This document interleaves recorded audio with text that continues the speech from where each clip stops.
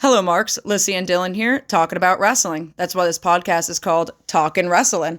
And before we get into it today, we do just want to put a quick disclaimer here that we do talk about Vince McMahon and the allegations against him, the court documents that have recently came out. The one thing we did not discuss was him resigning or even possibly getting fired, because when we were recording this episode, the news actually broke while we were in the middle of it, and we didn't realize till we ended it. So we will be discussing that in the part 2 of this episode. However, it will not be covered in the episode you are listening to / watching right now. If this is a topic that you do not want to listen to, that you are not okay listening to, that is totally okay, and we understand. The timestamps for when the conversation starts and ends will be in the description below. There will also be a timestamp that will pop up on screen, along with a disclaimer that we put into the video before we do talk about it, saying when you could skip to past that conversation. If you or somebody you know has been dealing with SA, do not feel like you can't reach out to help, and do not feel like that you are alone. There is a hotline number at 1-800-656-4673 that is 24 hours that you could reach out to at any time. Again, you are not alone, you are valid, and you are worth it, and you deserve to get the help that you may need. With that being said, Dylan and I will probably be getting to some sort of debate today. We're still unsure of who the host and the co-host is, but let's talk about wrestling. All right, and here we go. We have a lot to be talking about this week. And some of those things that we're going to be talking about are a lot of the wrestling news that has come out throughout this week. We're going to be taking a bit of a deep dive into this topic. We're also going to talk about what stuck out to us on Raw. There's a couple things that I think we both really did enjoy, and not a whole lot really to talk about, but the things that we did like, we'll be getting into. A lot that stuck out to us on AEW Dynamite that I'm very, very excited to be talking about. And TNA, what stuck out to us there. Rewatching it now after a couple years of me really not paying much attention to TNA and Impact, and I think the same thing for Dylan as well. And that's total nonstop action, you dirty pervs. God. I'm excited. I'm excited to be getting back into TNA.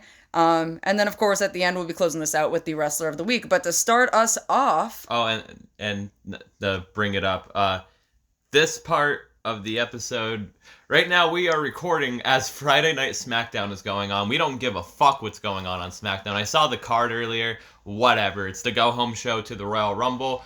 Speaking of the Rumble... There will be a part 2 of episode 2 that comes out later on in the week, so just stay tuned for updates. There will be the Royal Rumble. We will review the Rumble and talk about stuff that stuck out to us on Collision as well. The Saturday Night Wars. There we go. I just got the episode name. I'm just going to put it out there that I'm very excited about the steel cage match on Collision. Me too. Very excited to be discussing that. We definitely will be discussing that.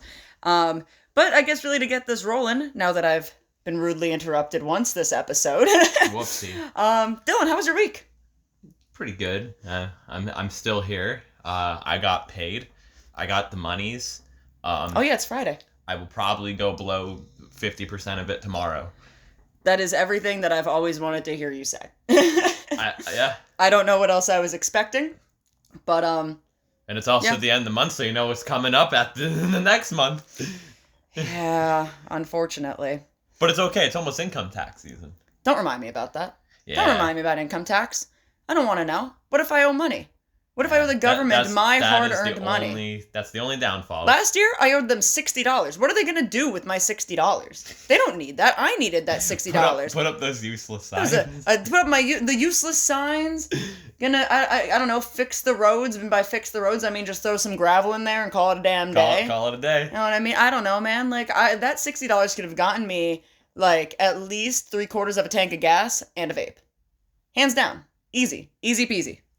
See, like... Actually, I might have had some change over that. It felt really nice today getting gas, because I was able to, like, fill up my full tank and be like, I'm not broke.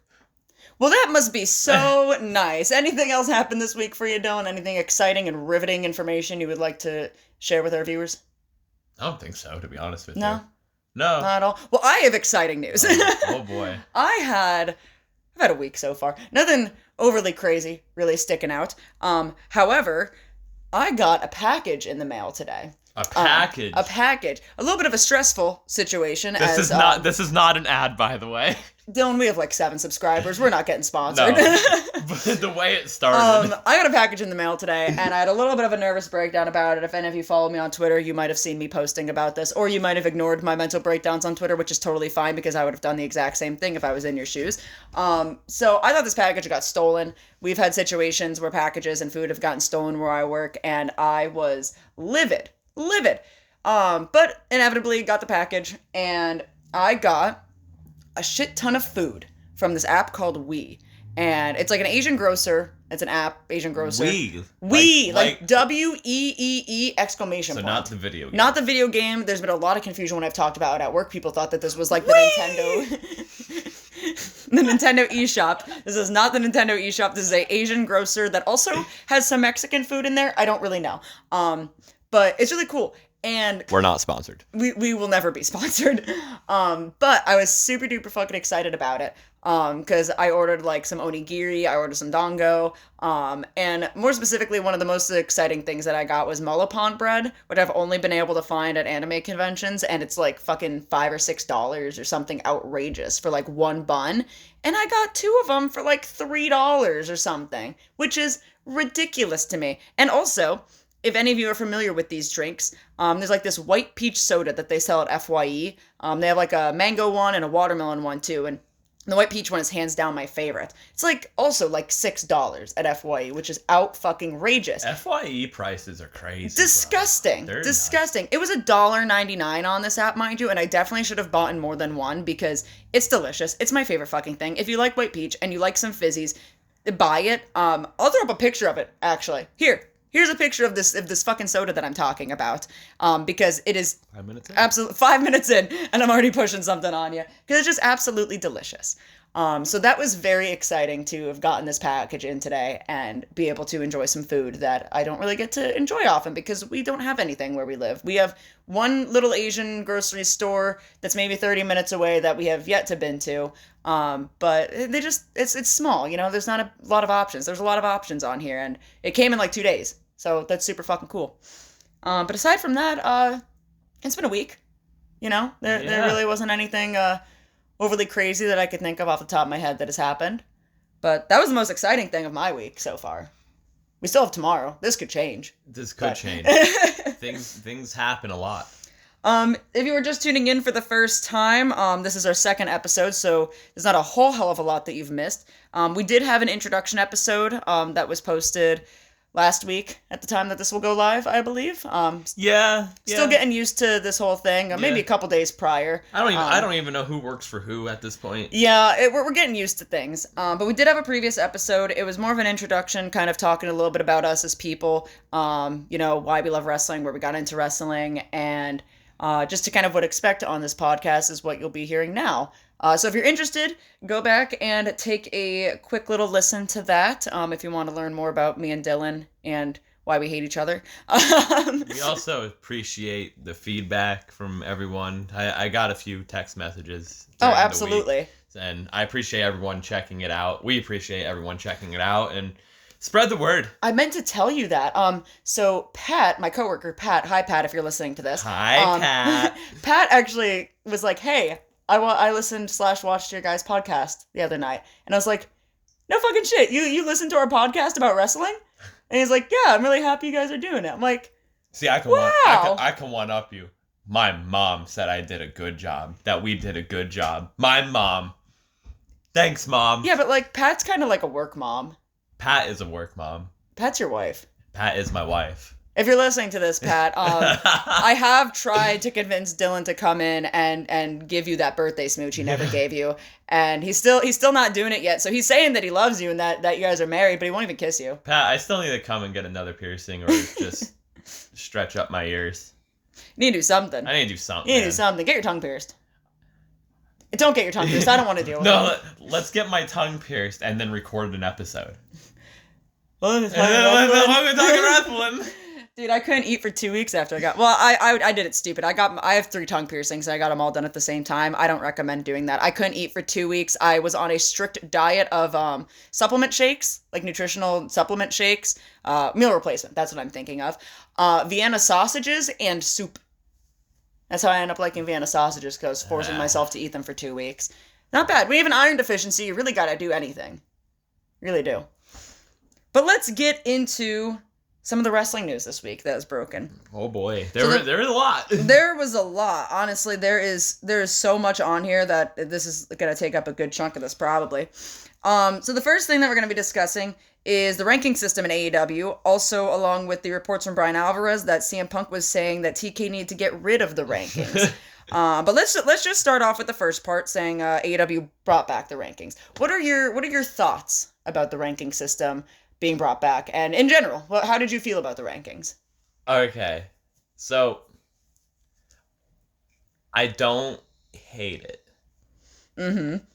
But I don't, like, they had it before. It worked out great for them. It did. It was different. It worked out and everything. And then FTR was, like, number 1 for, months, and then they stopped it. I understand bringing it back. I understand trying to do the sports presentation feel of things and everything like that. But, newsflash, this whole fucking thing's a goddamn work. Dylan, wrestling's real to me. It's still real to you, damn it? What do you mean it's still real to you, damn it? Yeah. Anyway. What do you mean? Anyway. Continue. I'm not against it. I guess I can't, really speak too much about it right now. I guess we kind of just have to wait and see how it's used, if they use it right again. There's a lot of questions going into it. Is it just for the world title? There's 946 belts there. Is it for all of them? There's just, the logic of stuff sometimes just I question. I mean, I'm kind of indifferent with it. I like it. I like it because, like I said earlier, it's different. Yeah. And I like that they're doing something a little bit different about it. And I feel like throughout the ranking system, you could also build a lot of different stories about it. Especially for the world title photo of, people just working their way up the rankings and everything. And, actually having it mean something. Yeah. Instead of just doing match after match after match and being like, I think I've worked hard enough. Instead it gives you more of, a distinct, you've shown that you've worked hard enough. You've shown how much and also how much you've improved. Because you could have somebody that is 0-57 and then being like, I'm going to make a huge fucking turnaround and then fucking blow out the rankings or something. You know what I mean? Or right now it seems like, I know we'll cover it later on in the episode, but that's what it seems like the Hangman and Swerve feud has turned into right now, is I believe both of them are undefeated in the year of 2024 right now. New year, new me, dumbass. Yeah. But, so, I mean, at least there's, a whole reasoning behind it of, oh, I'm 5-0 or whatever the fuck, and I'm 5-0. It's, battling for first place. That, you lose, oh, you slip in the second there. Yeah. I think that's going to play really nicely into their story, actually. I know we'll talk about it a little bit more, but I love both of them so much. But how do you feel about the reports about CM Punk saying that we should have gotten rid of these rankings? So, before I start this, I'm not being biased. Yes, you are. No, legit not being biased right now. I'm not hating on Brian Alvarez for reporting this because he's just doing his thing that he does. Whatever. I have my opinions on Brian and Dave, but that's whatever. So why is this still a problem? Why is it? Because obviously the reason why Brian Alvarez is reporting this, because the reports state literally someone in AEW has told Brian Alvarez that the reason why the rankings stopped is because CM Punk told Tony Khan to stop doing it. So there's someone in the fucking locker room just spilling the beans. We're fucking children. Stop it. It's dumb. We moved on. We should all be moving the fuck on from this. Punk's in WWE. The Elite are in AEW. WWE's doing their own fucking thing and in their own fucking shithole right now. Which we'll get into later. AEW is doing their own fucking thing and in their own fucking shithole right now too. yeah, this connects a lot of it. Well, not any of the stuff that's come out recently, but just stop reporting stuff. Like what the fuck? See, I agree. Then I've said this so many fucking times in my TikTok videos and whatnot. I agree that I think this CM Punk and Elite thing needs to. I mean, I don't even really know if this really has a whole hell of a lot to do with the Elite, specifically this situation. But the consistency of bringing up CM Punk about certain things, like, for example, this was obviously, if Punk told Tony to get rid of these ratings, it happened a while ago. So why was it not being brought up then? Like, why is it being brought up now? I don't understand why we're continuously bringing up shit to, like, cause more problems and cause more drama, that none of this ever needs to be known to the public. Again, the IWC, the wrestling community, as fans, we know way too fucking much. We shouldn't be knowing as much as we do. And that honestly is one of the reasons as to why the tribalism is so bad. And it's one of the reasons why everyone's at each other's fucking throats. Yeah. And I'm so fucking sick of it. And ever since the Elite and Punk situation happened, it's only gotten worse and gotten worse and gotten worse. And it's not something we've ever necessarily recovered from. Like, it's still such a goddamn divide. And, like, I'm so sick and tired of hearing, oh, he did this, he did that. That's cool, that's great. This would have been great information, maybe. I mean, again, we really didn't need to know about it, but if we were gonna know about it, this would have been great to tell at the time. But at the same time, like, it doesn't matter. It doesn't fucking matter. It's just useless information that people are just gonna use as targeted towards hate for somebody or whatever. It's fucking high school drama. You know, newsflash, because Lyssie, you witnessed it. It's literally the same shit that happens in backyard wrestling that, you know, oh god, yeah, untrained fucks are around. Untrained, just unpaid that's meant bullshit. that's meant to be fun. It's literally the same bullshit. Yeah. Like, these people are getting paid to do it. Like, to stop running the people and reporting stuff. Like, now, I am... Again, Brian, not telling you to fucking stop reporting stuff. You're doing your thing. That's what you're making a living off of. But, like, the fact that people are running to all these reporters and all of these, quote, journalists and shit and everything. And that's how false information gets spread, people. Now, I am going to say this, even though I just said that, like, this is stupid, unimportant bullshit that, like, you know, we don't really need to know about. If it's true that he told Tony to get rid of the rankings, I think that's fucking stupid. I think that's so fucking stupid. And if Tony actually listened to Punk about it, like, if this whole thing is real, and Punk was like, get rid of these ratings, and Tony was just like, absolutely anything you say, Muffin Man, I love you. I think that is the dumbest fucking thing. No, this is how it went. Tony, the fuck? FTR's been sitting number 1 for months. Get rid of these fucking rankings. It's not great. Oh, it's not great. No, it's not great, Tony. See, okay. Again, I think the rankings, they made them different. It was something that they had that no one else had. And I think saying, get rid of this shit is stupid because that's just making the product similar to other products that are already out there. And AEW desperately needs to be different. Like, we don't need to be turning into another WWE with all the LED boards and bring the fucking tunnels back, you goddamn cowards. It was different. The LED ification in wrestling is the most stupidest fucking thing ever. Like, we don't need it. It's absolutely fucking ridiculous. Give me a goddamn curtain. That's all I need. If that's legitimately what happened, that is one of the dumbest things. That's honestly, to me, one of the dumbest things he could have fucking listened to is, yeah, the brand that you made to be different, let's change it to not be different. That's fucking stupid. And that was a dumb idea, and he should have never fucking listened to him with it. And again, I know that the rankings aren't, like, you know, the end-all be-all of a good product. You know, it was something that they had, or have now.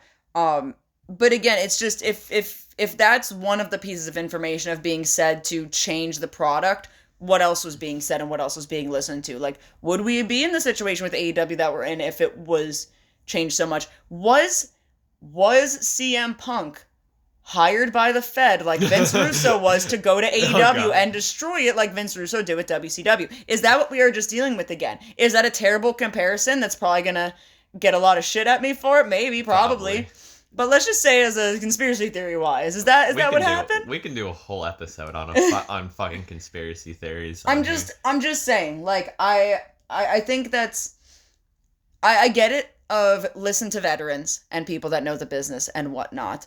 But I think when it starts to change your identity and things that could possibly change your identity, I don't think you should really be listening to that unless it is something of just like, let's not do a Viagra on a pole match. The rankings wasn't a stupid, dumb idea. It wasn't something that was when done right, it can work. Yeah. That's all I'm gonna say is it needs to be done right, and just don't have the number one team be the number one team for months and months and months and not get a title shot. Yeah, and that's something that should have been fixed differently instead of just getting rid of the entire system. Yeah. But yeah, anything else you got to say about this topic, or fuck the people that run to journalists. Fuck all of you. Yeah, let's stop running to journalists, man. I'm sick of it. Fuck all of you. Unless it's something like, drastically important, then run to a journalist. If it's information that is extremely important, like information we'll be getting into in a little bit. If it's stupid information that doesn't even matter anymore, the person's not even there anymore, and the company's trying to fix itself, just let it fucking go. Yeah. Again, unless it's something important, like very important, again, some stuff we'll be talking about later, you don't need to run a journalist at all. But with something that is important that we can trust journalists. No, we can't trust journalists. No, actually. We can't. But something that is important that we have heard reports from, and that is, official. Okada leaving New Japan. Yes. Which is that's crazy. Kind of fucking insane to me. It's crazy. Absolutely fucking insane. Okada leaving New Japan. He's coming. He's either coming to WWE or AEW. He's going to AEW. It's one or the other. He's hands down going to AEW. It's probably AEW. It's probably a better fit in AEW, but low key, just I want him. And this ain't me being biased, but I want him to go to WWE just for the sole reason because we know how the AEW fan base can be.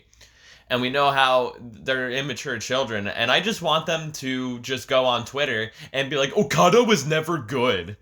That is not the only reason. You have told me a handful of times you want Gunther versus Okada. I do want Gunther versus Okada. And I won't disagree. That would be a banger of a match. Oh my god. That would be fan-fucking-tastic. Also, Shinsuke and Okada in a WWE ring, even though they probably fuck it up somehow. They fucked up AJ Styles and Shinsuke that one time, yeah. Again, Triple H does better. So I'm not gonna, gonna sit here and say forever. But as history has proven, I don't know if I trust WWE with Japanese wrestlers. I feel because a lot of the time they've made them into laughing stocks. It'd just be odd seeing Okada in WWE. And I feel like it's just I'd be like, what? Again, I don't want to see him conform to the WWE style. And the thing is, that's exactly what they do. They won't let him go out there and just be Okada, be the Okada that we've known for years and years and years and years. They're gonna just dumb him down, and that's fucking terrible to do. Gross. Excuse me. Unprofessional. I think that's why he's gonna go to AEW, because he could just do whatever the hell he wants to do.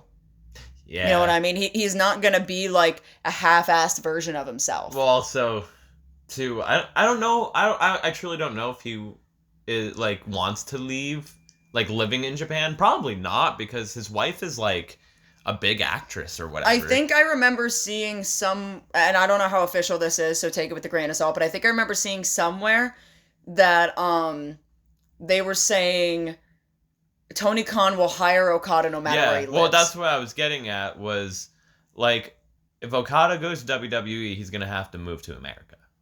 Probably Florida. More than likely. But if he goes to AEW and it's proven he doesn't have to move to America. Because Kota still lives in Japan? Kota still lives in Japan. They just got Will Ospreay. He lives in England or wherever he lives. United Kingdom. England somewhere. Yeah. My geography's not good. Pac still lives overseas. Yeah. They're a bunch. Yeah. They're a bunch. So I could have sworn that Kenny still lived over in Japan, but apparently he lives in Florida. Yeah. I don't know. Probably. Maybe he has multiple houses. That's very possible. But nonetheless, they're gonna hire him no matter where the fuck he is. Yeah. So I think it's pretty easy to say that that's where he's gonna be going, is AEW. Now Mercedes, I don't know. I know this wasn't on the topic because it's still current news of where Mercedes might land. It's still still up in the air. I did see online on the internet, where you could believe everything. Oh boy. That there's very strong belief that she's going to AEW. All right. So I saw there's strong belief, because I was also with Okada as well. People were saying there's strong belief both Okada and Mercedes are heading to AEW. It just depends, like, just when type of thing. It's a when is this happening type thing. I mean, we'll find out. Revolution's coming up soon. And we'll find out with the Rumble. Of course, like, tomorrow we're going to find out. If anything, if Mercedes is the debut, it is the Rumble, if you think about it. Like, no, 100%. They always save that shit for the Rumble. There's no reason that they would have her debut after the Rumble. Yeah. Revolution, though, because Revolution, that's, like, their biggest, like, attendance in a couple of months, too, so. Yeah, that's... I could see it easily being at Revolution. I mean, I don't know. Sometimes they just do debuts on random fucking episodes, so it could happen, but... I think for two big names, they would save it for a pay-per-view. Probably. Like, really big names, you know what I mean? But they recreate the Bryan Danielson and Adam Cole debut, where they have Okada debut first, and then right afterwards, Mercedes debut. That was... Dude, Tony, if you do that, I'll take my money, thank you. Dude, that was such, like, fucking whiplash. That was such whiplash when that happened. I was thrown for a goddamn loop. Because I remember Adam Cole came out first. And that was... The Elite were in the ring, because Kenny was like, all the friends I have are either, like, here or they're dead or something. Or anyone that can beat me is either not here or they're resurrected. Dead. And then Adam Cole just shows up. And I was expecting Danielson. And I was like, oh, cool, Adam Cole. Hell yeah. And then he was, like, with his buddies and whatnot, even though they killed him with Monster. And then immediately after, Danielson was just like, I'm sorry, what? Hello, hi, I'm a dragon. Here I come. Crazy. So, Dylan, you like video games. I do. You're a bit of a video game guy. I do. I don't think you're as much as a video game guy as I am. Nah. But I think we're different video game guys. Yeah. You know what I mean? Yeah. However, a video game I see you play a lot is 2K. WWE 2K. Oh, yes. And... I don't play it too much. I think we've played GM a couple times together. But and somehow you kick my ass. I kick your ass, and I always play as Matt Jackson. Yeah. I always play as creative Matt Jackson, and I kick your ass. I purposely just download the Young Bucks on 2K, so if Lyssie ever wants to play or whatever, there's someone to play as. Yeah, I always got to pick Matt or Nick, but I think it just honestly proves that the Young Bucks booking and the Elite's booking is just better than anything else you can come up with, and it's top tier.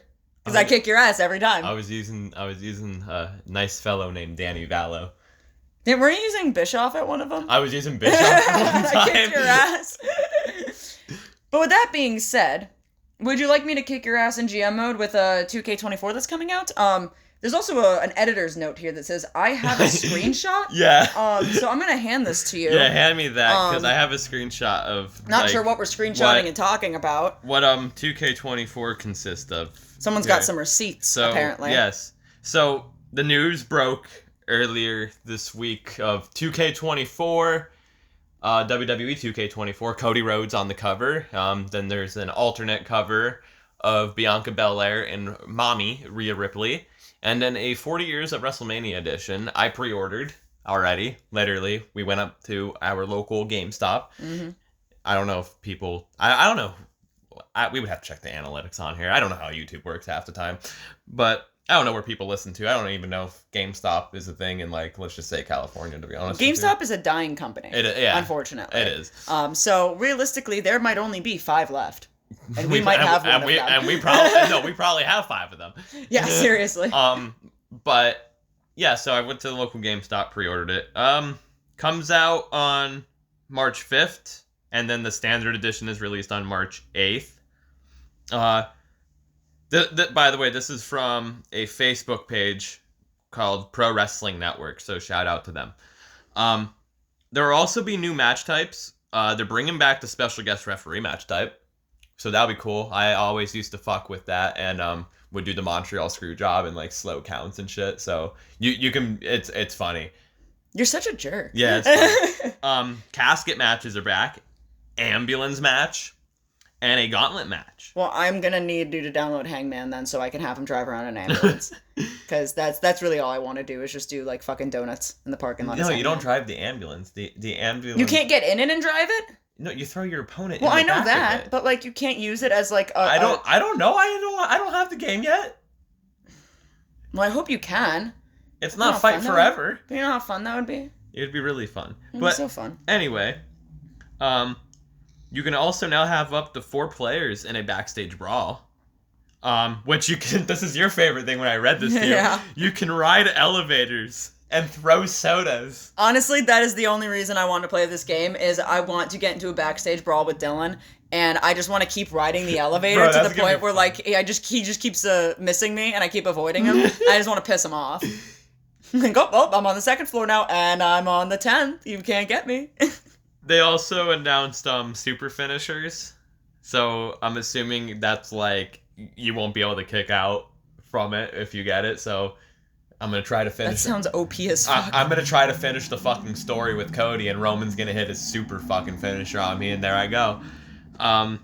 There's gonna be a trading blows minigame, which he says, which I assume is the yay boo spot, and that pretty much sounds like what it would be is the yay boo spot, where you just, which would be cool because now you can just fucking trade back punches and duke it out. Yeah, that's fun.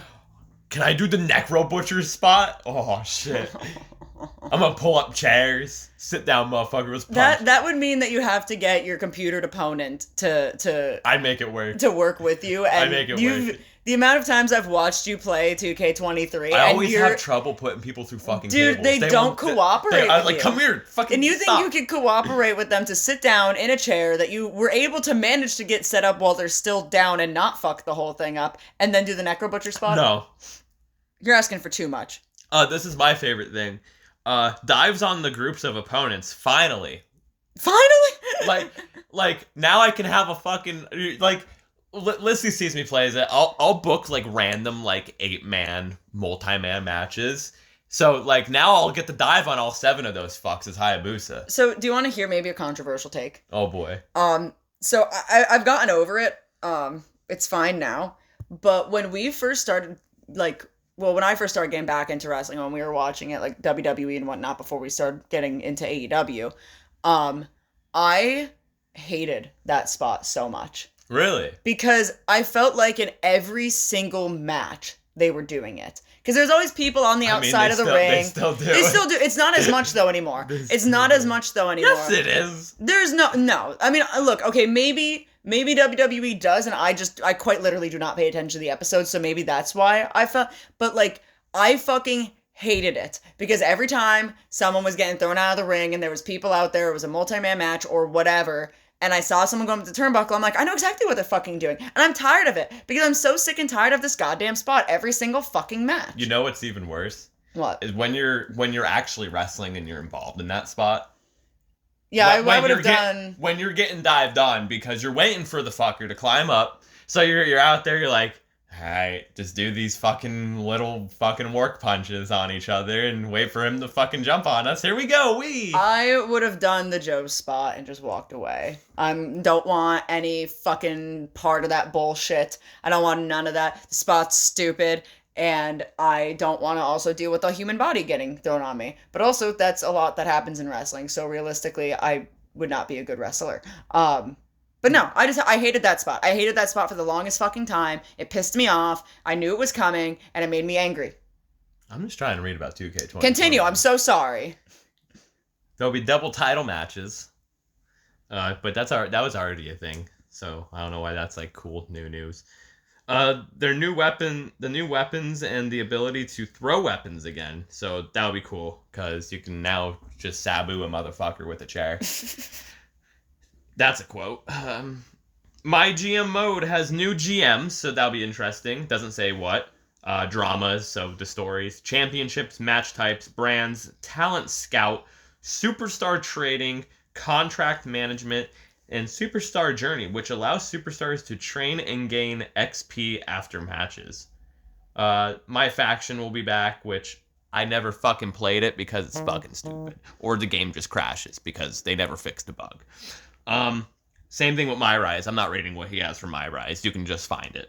The pre-order bonus in the Nightmare Family Pack will include Undashing Cody Rhodes, Stardust, Dusty Rhodes, and Superstar Billy Graham. Do you have any thoughts on that? No, it's cool. I think it's cool that they added all of those bonuses and whatnot. Do you know who Billy Graham is? I don't recall. You don't know who Billy Graham is? I don't recall. I just wanted to ask you.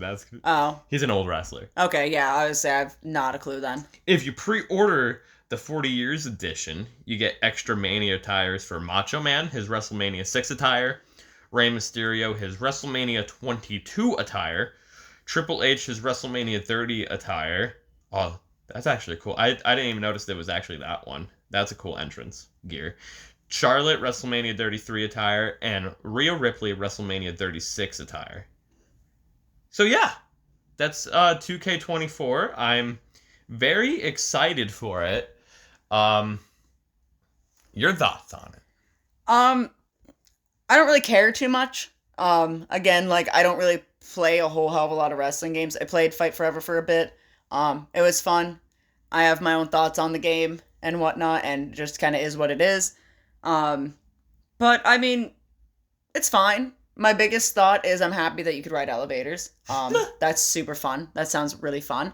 And also, I think that the the fucking Cody Rhodes cover looks like a fucking Japanese movie poster. And I don't know why they did it like that. It is the funniest. Or what did you say? A presidential poster a presidential poster. I was like, this is a straight. I'm voting for Cody Rhodes, I guess. Yeah, like it's super duper weird. But it's fine. It's fun, I guess. I mean, cool. I just kind of have the same feelings every year. Like a new 2K game comes out, I'm like, all right, cool. It's another wrestling game. And I'm just stuck in that cycle of, well, I'm gonna get it. I mean, the last time I really sat and played wrestling games was with my brother back in like the 2000s. Yeah, early 2000s. You know what I mean? I'm just glad that I'm glad they brought back my GM since WrestleMania WrestleMania WWE 2K22. They brought it back, and yeah, I had fun playing that. I always just like playing it. Like I get lost playing it. It's great. Yeah, again, I mean, we've wasted hours playing it before. Yeah, you know what I mean. It's fun. I've wasted days. Like now, it's just a tradition that I do. Hopefully, no one that I work with listens to this. But as soon as it comes out, I'm taking the next day off because I'll be up all night playing it and everything, and that'll be my whole day because I'm a lazy piece of shit. So would you say that you binge play it? Yes. Would you say that you sit down, lay in bed, I get baked whatever, out of my fucking mind. and you just binge play the game? I go. You just binge play it. Yep. You know what else you could binge? I'm also like downloading shit all night and everything, like COS and whatnot. Do you know what else you could binge? What? The Raw episodes that are coming to Netflix. Because apparently Raw is fucking going to Netflix Raw is Netflix. And, ooh boy, do I have some spicy thoughts about it. Raw is Netflix. Well, you start off with it while I get my... Yeah, because you also have an editor's note. I have screenshots. Note. Yeah, so go ahead. I think, and I don't know, because as I've been talking about this with some coworkers and whatnot, and I guess have seen some stuff online, my thoughts have changed a little bit, but my main thought was, why the fuck are we putting Raw on Netflix when the moved WWE Network is now on Peacock? Because to me, if you're watching... For America. If you're watching WWE, and I would say 8 out of 10 people that watch WWE have Peacock. I don't know. That's not an actual legit number. That's just a guesstimate of my brain. Whether it's for the WWE Network or you just have it as a streaming service as well. Because maybe you want to binge watch George Lopez like me and Dylan did. You probably have Peacock and use it for the WWE Network or whatever. Why did we not just either... Which people are saying it's possible that it's going to be moved to Netflix, which would make a whole hell of a lot more sense. But why did we not either A, move that to Netflix along with it and talk about that and saying like, hey, this is no longer going to be on Peacock in January 2025. This will be on Netflix along with Raw, or put Raw on Peacock. And I get it. It was like a $5 billion sale or something fucking ridiculous. I get it. It's a lot of money and I get it. Netflix is really big. But I just think that's kind of shitty, especially since Netflix is going to be getting rid of their like $11.99 option, which is like the cheapest you could do ad-free or the cheapest option they have in general. And now it's going to be even more expensive. And now people are just going to have to pay for both Peacock and Netflix. And I feel like that's shitty, especially in this economy. Like, there's a lot of good things that are, which I can see on your screenshot that we're going to be getting into that Raw has going to Netflix. Which I think is going to overall benefit the product a whole hell of a lot. I just think I just think it's kind of shitty. I think it's kind of shitty that if they don't move it, all the network bullshit over, that you have to go between two different platforms now. Especially if the pay-per-views stay on Peacock. Also, like, if they're gonna take everything off of Peacock and move it to Netflix, can we please, for the love of fucking God, if you're getting this Netflix money, can we please get the original ECW shit back? Like, can I get Sandman entering to enter Sandman? Can I get New Jack coming out to Natural Born Killers, please, and not dubbed over themes, please? Yeah, because I think that's a Peacock thing that they're not allowed to use it, right? I think it was on the network too. Oh, it was on the network too. Oh. Yeah, they had it dubbed. It's because they just don't own the fucking rights. But I'm just dreaming. They're a multiple billion-dollar company. They can buy the damn rights. I'm fucking fantasy booking over here. Anyway, I'm just, before I get into this, I'll see what happens. You know what I mean? We have a whole year. Yeah. I just hope they move the shit over, because I think it's fucked up if you don't. Yeah, we got a whole year. Move it over so I can just cancel my Peacock subscription and I'll just pay for Netflix. Are we never going to watch George Lopez again now? Oh my God. We have to keep it for George. Anyway. Oh, and Ted. Oh, yeah. The new Ted show's great if you guys haven't watched it. It's hilarious. Ted's great. Anyway, so I have a thing here. I found this just scrolling through Twitter. I'm not going to give out Twitter names. Fuck that. So this person reported that Raw on Netflix in January of 2025. What is going to consist of, more than likely, what is being reported? The rumor. New ground, so new look pretty much. New look and feel, logo, and like the set. TV 14 is being discussed. Which is great. That's the most discussed. That is the most important thing to me about this entire thing, is more fucking freedom. Because of course, like, you can't get away with a whole hell of a lot on TV unless you do a TV 14 rating. And with Netflix, I think they're going to be able to get away with a lot more. Yeah. And as I will always say, blood belongs in wrestling. Violence belongs in wrestling. That is one of the whole fucking points is a physical sport of people punching each other and hitting each other and throwing random fucking shit at each other. You need to have it, and when it's not there, to me it feels more fake. Yeah. And I hate it. I hate it so fucking much. Yeah, I can see where you're coming from. Continue. Entirely different format. So I'm interested in that too. Because we're used to what the format of Raw is. So like, there's gonna be no ads. Yeah, which is cool. There's gonna be no commercials. Which is cool. So that goes into the next thing of never before seen pacing of 3 hours. It's being rumored that it's still gonna be 3 hours. That's terrible. Fucking God.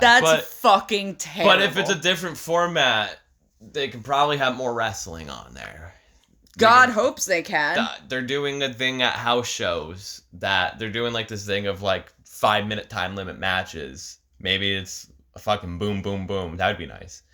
Maybe 1 hour is gonna be different from 2 hours. I remember when they did that a few years ago. It was called like Raw After Dark or whatever. And the third hour of Raw, all it was the logo got changed to black. Look, if I could... It was dumb as shit. And then they tried Raw Underground. If I could get more wrestling in my fucking wrestling promotion instead of a bunch of stupid fucking filler bullshit, I will be content. Yes.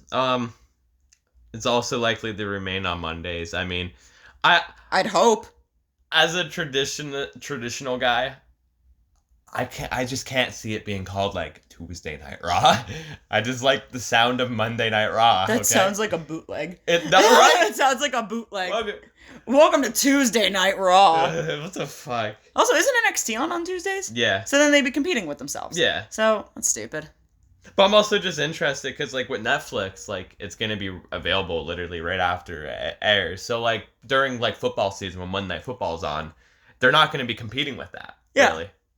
Again, we're not going to get into fucking ratings or anything, but And exclusive roster and special guests. So, yeah, I fucking hope so. Like, what? Keep the brand split. I like the fucking brand split, okay? Keep it like that. I just hate when they, like, dilly-dally with it. Yeah, it's... Like, if you're gonna do it, just fucking do it. Yeah. Don't just be like, oh, well, this person sometimes will show up here because of something or another. Yeah. You know what I mean? Yeah. But, I mean, overall, yeah, we gotta see what the fuck's gonna happen with it, really. It is what it is. I just hope that it's not gonna be kind of like just more money that people have to fork over. But also, you know, it's way better because streaming services now are so much more, people are more likely to have it than cable. It's 2024. You know, they're taking over. So it's gonna be way more accessible to way more people now, which is great. Like, you don't have to worry about having certain stations or not having certain stations. Yeah. Like, if you have Netflix, you're watching it. Like, right now, like I said, we have SmackDown airing on in the back right now. We have Hulu TV. Yeah. Like, we're using Hulu right now which watch SmackDown. It is cool, and I like being able to have Hulu TV and just get literally everything. Yeah, we get Raw, we get SmackDown, we get NXT, we get AEW. Yeah. We pretty much, we get all of it pretty much. Which it's nice to just have it in one place. Yeah. So, like, to me, that sucks because we pay for Hulu TV for literally everything else. Yeah. And what, we're going to have to spend another, like, $20 now just to watch Raw? We're broke as fuck. We're broke as fuck. I don't want to fucking do that. An extra $20 a month? That's stupid. I don't want to spend that. We're broke as shit. So, I don't know. Maybe it's just coming from a broke mindset. You guys better spread the word and get us famous so we get paid. Get us a sponsorship from WEE. That's WEEE exclamation point so I can get free snacks. Or Pepsi or something. No. No Pepsi? No, we're not a Pepsi household. We are, though. We are a Pepsi household. I was going to say, there's a Pepsi literally right here. Oh, it's empty. Be the host. I'm sorry. I'm not good at this. My apologies. So, The Rock being appointed board of directors of TKO. Now, I don't... The Rock's at the head of the table. Yeah, he's a tribal chief. He's a tribal chief? He's a tribal chief now. He's a tribal chief. I don't really know a whole hell of a lot about this. From what I understand, is he got a good paying job. Yeah, that's pretty much it. I don't know what this means. I literally just wrote that down because it was news that will lead into another thing after we talk about this and all that. I was gonna say this we were discussing a little bit at work as well, and I think we might have been talking about this yesterday too, which is why it might have been. Yeah. That the reason, or one of the reasons why The Rock was appointed board of directors is because of a situation that we'll get into in a little bit. And well, we don't know if that's the reason. We don't know. This is the theory. This is hypothetical. It's just the way things lined up. This is all hypothetical speaking, of course, because of situations that were brought to light yesterday, actually. As we're recording this. As of yesterday. Maybe this was something, possibly maybe, that people saw coming and knew was going to be out and about, and they were like, we need to act fast. And The Rock was like, I will take money, and here I am. Yeah. But, again, I don't know what appointed board of directors of TKO, is he the guy that holds that little, like, take one, snap? Like, what does he do? What's a board of directors? He's like a boss now. He's a boss, but he's like with Nick Khan. But what's he directing? I don't know, to be honest with you. Like, I feel like just being appointed, like where are you? He just has a seat at the table. He's a shareholder or whatever. Like, he's a boss is the best way we can say. Like, I want to know what he's bossing. You want to know? I want to know what he's bossing. I want to know exactly. TKO and WWE. Like, I want to know all the specifics of what he's doing because I don't understand. And this just might be my ignorance to this type of thing. Rock's gonna fucking main event Mania, beat Roman, and be like, yeah, fuck you. Look at me. I'm the boss. No, look. I mean, The Rock can main event Mania. He could book himself in that aspect. But I think there's really only one person that was the best at, pulling the strings, and that was Hulkamania. Oh, what a segue. Running Wild. What a segue, and it's the 40 years of Hulkamania running wild. Yes, 40 years of Hulkamania. I got my own opinions on Hulk Hogan, so you're going to take the reins on this one because Well, we're not going to get into the fucking controversial thing. We're not even trying to like celebrate it or anything. I don't know what you want to talk about with this. You wrote this down. I have no idea. I just wanted to say happy 40-year anniversary to the Iron Sheik doing the job. Oh, okay, that's fair. Yeah, it's very fair. We're paying respects to Iron Sheik. Break his back, make him humble. We're not paying respects to to Hulk Hogan. Because funny story. I hope I got this right and everything, but I've heard the story. It's kind of like mentally imprinted in my brain. I believe it was this match.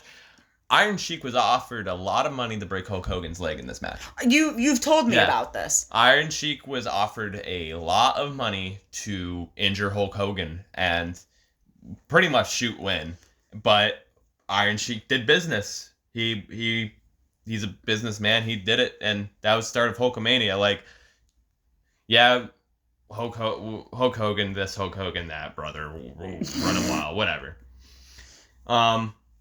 If it wasn't for the Iron Sheik, we wouldn't have Hulkamania. Yeah, best way to say it. Rest in peace, Iron Sheik. I just put it on there because it was a big wrestling anniversary. Yeah, no, that's fair. This part of the week, it was a big wrestling anniversary. Speaking of the Sheik and Iron Sheik and him and knowing about him, learning about him, and everything he's done in the business, he had an episode of Dark Side of the Ring. Did he? Yeah, he did. He had an episode in the Dark Side of the Ring. Yeah, he did. And a lot of other people are going to be having messages in Dark Side of the Ring, of which you have a screenshot of, because we're going to be talking about the Season 5 renewal that airs March 5th, 10 p.m. Eastern Standard Time on Vice. Yes. And I'm so excited, slightly a little disappointed, because, I mean, granted, you can't believe rumors and everything you hear on the internet, of course, but there were rumors that there was going to be a Kurt Angle episode, and I was so fucking excited, but unfortunately, as the list that Dylan has pulled up, there is not a Kurt Angle episode. There is some pretty good episodes. There are some good ones. I was just really, really hoping for that. This season seems like a really weird season, but because, like, I know these wrestlers, and I know their stories, and I know some of it, but at the same time, it seems like a lot of these episodes are going to be things where it's like, oh, I didn't know that, or it's like you're going to be like an interesting, like, 45-minute, like, oh, kind of mind-blowing by it type of thing. Like, example, The Sandman. Yeah, that's going to be a fun one. Everyone's been raving over it. Like, they're ready for this. Like, they're ready for this episode. Like, Sandman's lived a wild life. He's admitted a lot of shit in interviews, so I mean, I can only imagine what they're gonna do, but I'm excited to see what they do. They always do a good job. Earthquake, I just know that Earthquake is a guy from the New Generation era. I don't really know much about his story, to be honest with you. I don't know much about him. It'll be interesting. The King Harley Race. Good old Harley Race. That's going to be a fun story. You're going to learn a lot about Harley Race. I don't know much about Harley Race. I haven't taught you much on Harley Race. Buff Bagwell is going to be a wild one. I'm excited for the Buff Bagwell The Buff Bagwell one's going to be insane. Especially when they get in the recent shit. Yeah. Oh, man. Oh, boy. Brutus Beefcake, Hulk Hogan's buddy. Oh. Oh. The Booty Man. Oh, the Booty Man. The Booty Man. God. Continue. Chris Adams. I don't recall. The name seems familiar. I say that name sounds Just give me 1 second. Familiar. Because I might be a fucking poser right now. Chris Adams, Christopher. Okay, yeah, it does seem a little different. Yeah, okay, Chris Adams. Okay, this is going to be tying in the story to pretty much the Von Erichs. Okay, yep. All right. Yep, it's going to be tying in the story to the Von Erichs. What's the best way I can put this? Oh yeah, nope, this is gonna be a good one. Well, don't give me any spoilers, okay? I want to learn. No, I just went on the Wikipedia. I want to learn from the television. Take that as you will. But I have heard these stories before. I'm not gonna say anything to you on here. Keep it nice and everything. But I clicked on the death part, and oh boy. So, yeah, we're ready for that. Well, spoiler alert, he's dead. He's dead. Thanks. He's dead. Sensational Sherry is going to be a good one. Terry Gordy's also going to be a good one. Terry Gordy is part of the Freebirds, if you don't know. Okay. Yeah, so that'll be a good one. Black Saturday. Black Saturday is going to be great. I feel like you've briefed me on this. I did. Black Saturday is a fateful day where Vince McMahon, we'll get into him in a little bit, he bought a time slot for Georgia Championship Wrestling. Yes, yep. And showed up. Yep, you did tell me about Georgia this. Championship Wrestling, got the time slot. So that's going to be fun going into that. And Chris Colt, I've heard of Chris Colt. I actually looked him up during the week for a refresher. I don't know much about his story, but he also doesn't really have much information I can find right now, but I've literally seen this picture of him before. Yeah. And I've heard like kind of stuff, so that's gonna be an interesting one to just learn about. Apparently we've just heard of people named Chris.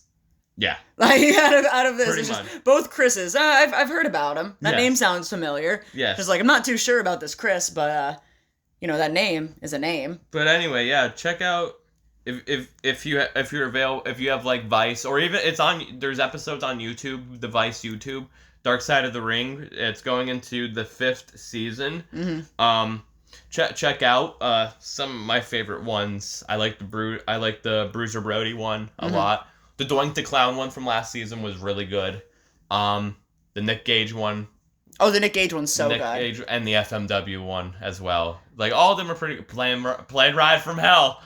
Oh, man. God, that one stirred up that so was much wild. shit. You also really like the Chris Canyon. I was just about to say, I like the Chris Canyon one, loved too, the Chris 'cause Canyon one. That one hit I'm a fan home. of Mortis. And I swear to God, it is not because the Bucks were in it. I swear to No, God, it it was was a really not good one. because the Bucks were in it. It was a I was really actually good kind one. of surprised to see them in it. And Brian Cage as well. Yeah. But that one really hit home for me because it talks about a lot of really important topics to me, especially like LGBTQ and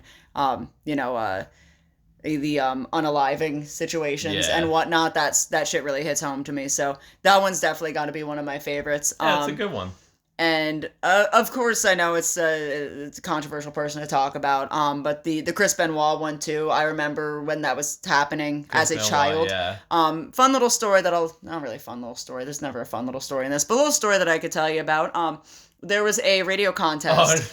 There was a radio contest where basically, I don't remember what it was, if you were like the 10th caller or something or whatever. Basically, the winner won a phone call, like a short phone call with Chris Benoit.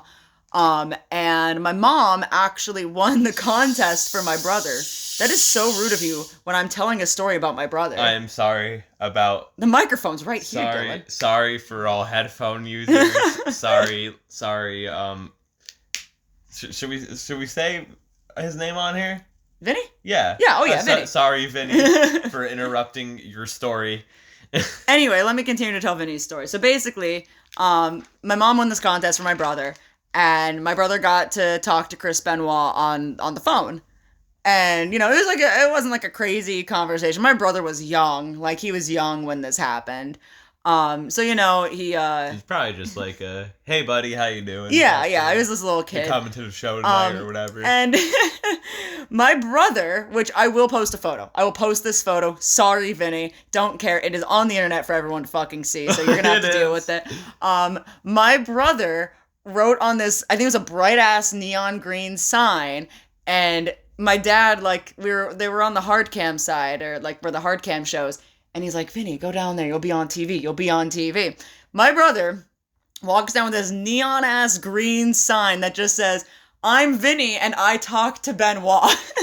I think it's a promo between Triple H and Batista, if I'm remembering specifically off the top of my head. I think so, yeah. And just in the middle of them is this child with this neon green sign. That's funny. And it's so fucking funny. And that was like a year or two, I think, before everything happened. So that was wild. But yeah, my brother got to talk to Chris Benoit on the phone for a little bit because he won a radio contest. And my mom won him. I don't think my fucking 6, 7-year-old brother was calling into the radio. Well, but I guess this is one controversial figure to another, unfortunately. So before we get into this, I do want to preference this with a content warning. Everything okay? Yeah, no, I'm just writing down for the intro purpose of when we start talking about this. Okay. Yeah. I was just marking it down. So just for a trigger. Content warning, trigger warning, whichever you prefer to hear. This can be a heavy subject. This is a very heavy subject. We are going to be talking about SA. If you're unsure what SA is, I will say it in the possible best terms of relations that were not reciprocated by all parties.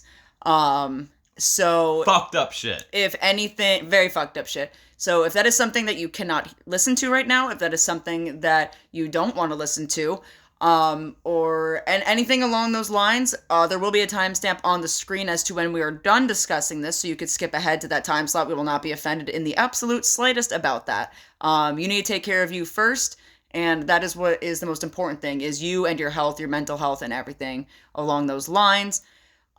If you are struggling with any of these types of situations, have been in these types of situations, we will also put the hotline number for SA onto the screen. I think we're just gonna edit it into the intro. As well. But just in case, I'll pop it onto the screen, just in case you're better at looking at things and might be able to need it to see it better. Yeah. And remember that you are loved, you are not alone, and there are a lot of people, unfortunately, that go through these types of things. You are loved, you are worthy, and you deserve better than what has happened to you. And if you need help, there's never anything wrong with ever reaching out to help and talking to somebody, and you are worth more than you are giving yourself the credit for. And if someone comes to you and they come to you and this happened to them, listen to them. Yes. Listen to them. Don't shake it off.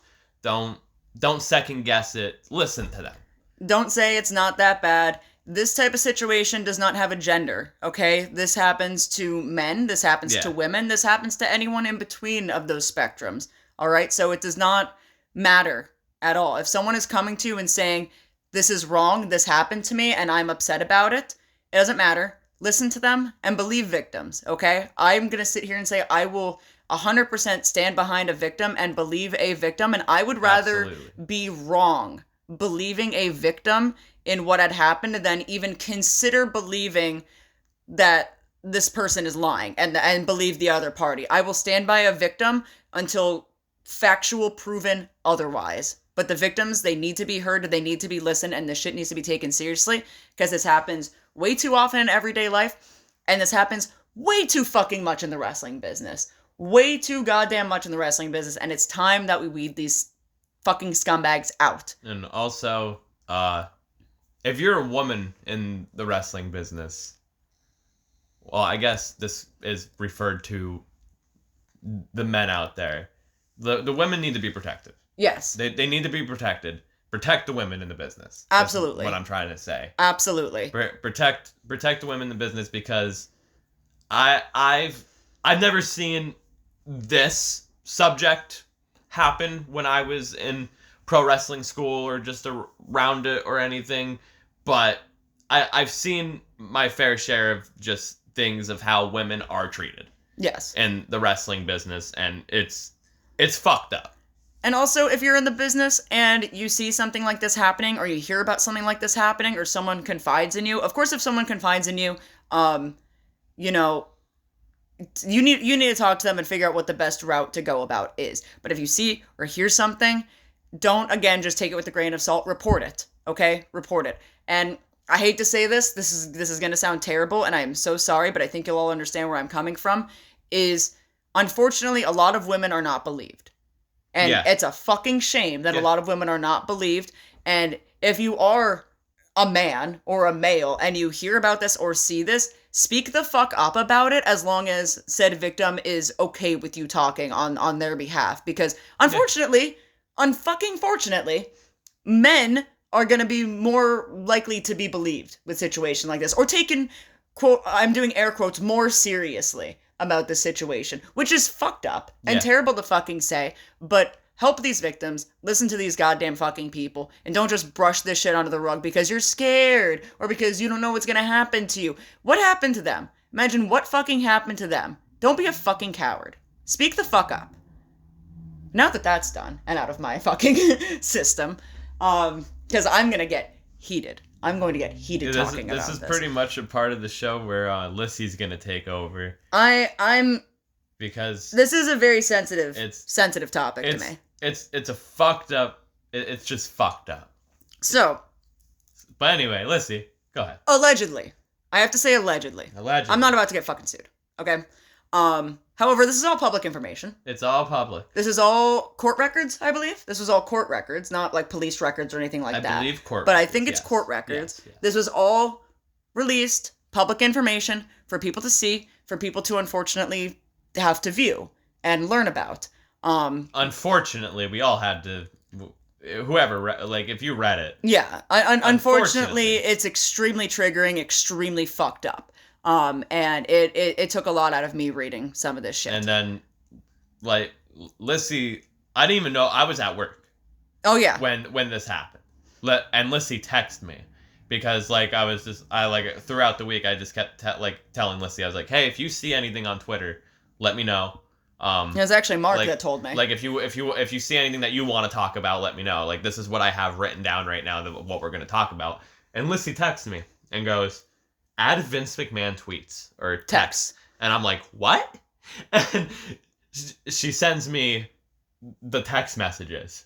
And I'm like, I clicked on one and I read it and I was like, oh boy. And for the sake of viewers, even though I know we put a content warning and whatnot in this, we're not going to be reading these messages. Yeah, we're not. I don't think I physically could speak these words out loud, man. let alone... After what I did, I'm sorry. No, you're good. Go ahead. Let alone reading them, which made me, feel physically ill and feel disgusting and really brought back a lot of things that I don't want to discuss.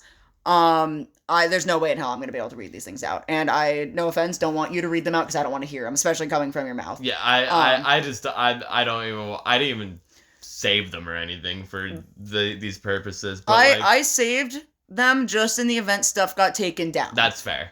Just in case we need to refer back to certain things. That's fair. But I think we know enough to just kind of discuss as per what's in our brain. But literally, Did you read it at all? I know I brought it up to you yesterday or whatever, but I read the whole document. I didn't read the whole document. Someone shared the link and it was a 60-page fucking thing. I cannot bring myself to read the whole document. That's even more the texts are wild because it's him texting, but reading the day-by-day thing that went on for what, this 3 years? Yeah. It is or whatever, 2019 to 2022. It was fucking... the day-by-day thing of what, I was like, oh, no, this is fucked. So, allegedly, so I'm not sued, allegedly, Vince McMahon has sent, there's proof sent text messages of him to Mrs. Grant? Yes. Is that what her last name is pronounced? Yeah, I believe so, yes. Basically just discussing relation behaviors that were against her will and that she was coerced into doing and forced to be doing. Yeah, that's the best way to put it. So from what I understand and from what I've seen, essentially she was not somebody that Vince had met through the business. So someone completely out of the business. It was in his apartment complex. Yeah, I think this was in his apartment complex. Yeah. And he met her completely out of the fucking business. And created a job for her just so he could have these forced relations with her and keep her basically employed and pay her and keep her in this one spot to do all of these things to her and bring in all these other people to do things to her. I've seen there was apparently a quote unquote fan club of where they would look at explicit content of her, and they were fans of her and wanted to have worked with her in certain ways. And one of the biggest things of which we had heard about from this situation is Vince had asked her to create some exclusive content for him because he was trying to re-sign a former star, and he thought that this exclusive content would coerce this star into re-signing and make him want to re-sign. So he got all of this content together and showed it to this former wrestler, whichever. And we're not gonna say his name. We know we don't know who it exactly is, but if you are in the loop on this, you know who people are talking about. We're just not gonna say his name for the fact of it's not 100% confirmed. Not 100% things confirmed. Are lining up to said person. I will at the very least say, because and this fuck you if it is. Yeah.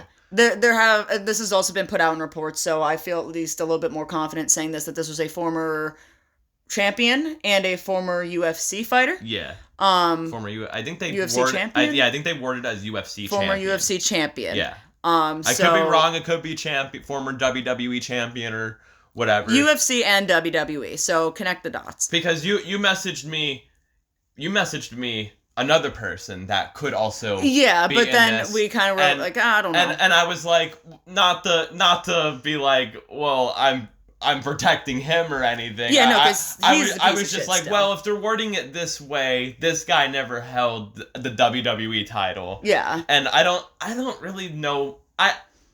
This person, again, not mentioned that, I don't know. I know one's UFC career more than the other. Yeah. Well, and also, I mean, look, I honestly wouldn't have been as surprised. This sounds terrible. I wouldn't have been as surprised if it was the other person that were. Yeah, no, I wouldn't be surprised either. Because piece of fucking shit. Yeah, I wouldn't be surprised either. But anyway, so he got this content, showed it to this wrestler, and this wrestler claimed that they liked what they saw and ended up re-signing, and I guess had gotten in contact, was able to get in contact with her, and basically set up dates to have these relations, and asked for a video of her, urinating, is the best way to put it, the nicest way to put it, of her urinating, as, I guess, some sort of fucking piss kink, or whichever. Fucked up, man. I know this is a very serious conversation. I do apologize if you hear some loud rumbling and motorcycles in the background. We live in an apartment complex and everything echoes, so I do apologize about that. People are terrible around this area. Yeah, so there was that, and then another piece of information that I saw that, was, like, overly really fucking pissed me off, is apparently there was also a situation with Vince, her, and Johnny Laurinaitis? Johnny Ace. Johnny Laurinaitis. Johnny Laryngitis. Laryngitis. How do you where say that? Weird. Fuck him. They had planned a relation between the three of them. They had a whole schedule planned. They had a whole schedule planned for this act and relation up. Between the three of them. And Mrs. Grant was saying that she was trying to say she was super busy with work and she couldn't do this. Like, I'm too busy. I can't do this. Can we push this off? Trying not to cause a problem. Trying to keep things as civil as they could be, basically. And I guess Vince and John were not a fan of rescheduling or whatever, and they had lured her into Vince's office, where they proceeded to have relations with her anyway, against her liking and against her say, and in said documents, she had asked them to not do this and told them to stop doing this, in which they did not. They did not at all. And I remember also seeing a text message or information of a text message basically saying that Vince was, I'm not sure if this was the same situation or something that they planned in the future, but basically saying, and this is a little graphic, so I apologize, she can't say no with a cock in her mouth. Just and that, oh my fucking god. Just fucked up. That's the most of things I've quoted that, like, words he had said that I'm willing to say on here. Fucked up. So, yeah, I'm fucking enraged, about this. And the thing is... It's disgusting. It's disgusting. And I don't want to sit here and, at all, with this statement, make this any sort of discrediting, because that's not my intention in the slightest. I don't want to say I'm surprised, because we've known for a very long time that Vince McMahon is an absolute piece of human fucking garbage. But look at shit that he booked. Yeah. Like, but the thing that's, like, so appalling about this is, like, you could know somebody's a piece of shit. You could know someone's a fucking, I almost said a word I shouldn't be saying after I just said the word fucking. But he's a pest. We've been known that for years. None of that information is new, or, like, oh my god, I can't believe that Vince is this terrible fucking person. But it's so different between knowing that someone's bad and terrible and disgusting and awful and a piece of human waste, and then actually reading what this person has said, and not even just what this person has done, the actual words that came from his brain to a keyboard. And the absolute, like, I can't even think of, like, words to put it into. Like, it's so baffling. It's so he's 78 years old. 78 years fucking old. So this is coming from a fucking late 70-year-old man. These fucking text If this messages. was back at 2022 of the latest 74, Yeah. 70. So nonetheless, that doesn't make it, again, of course, that does not make it any better. But this is a 70-year-old man. 70-year-old man. 78. Well, at the time, Yeah. between 70 and 74, like, this is a grandfather.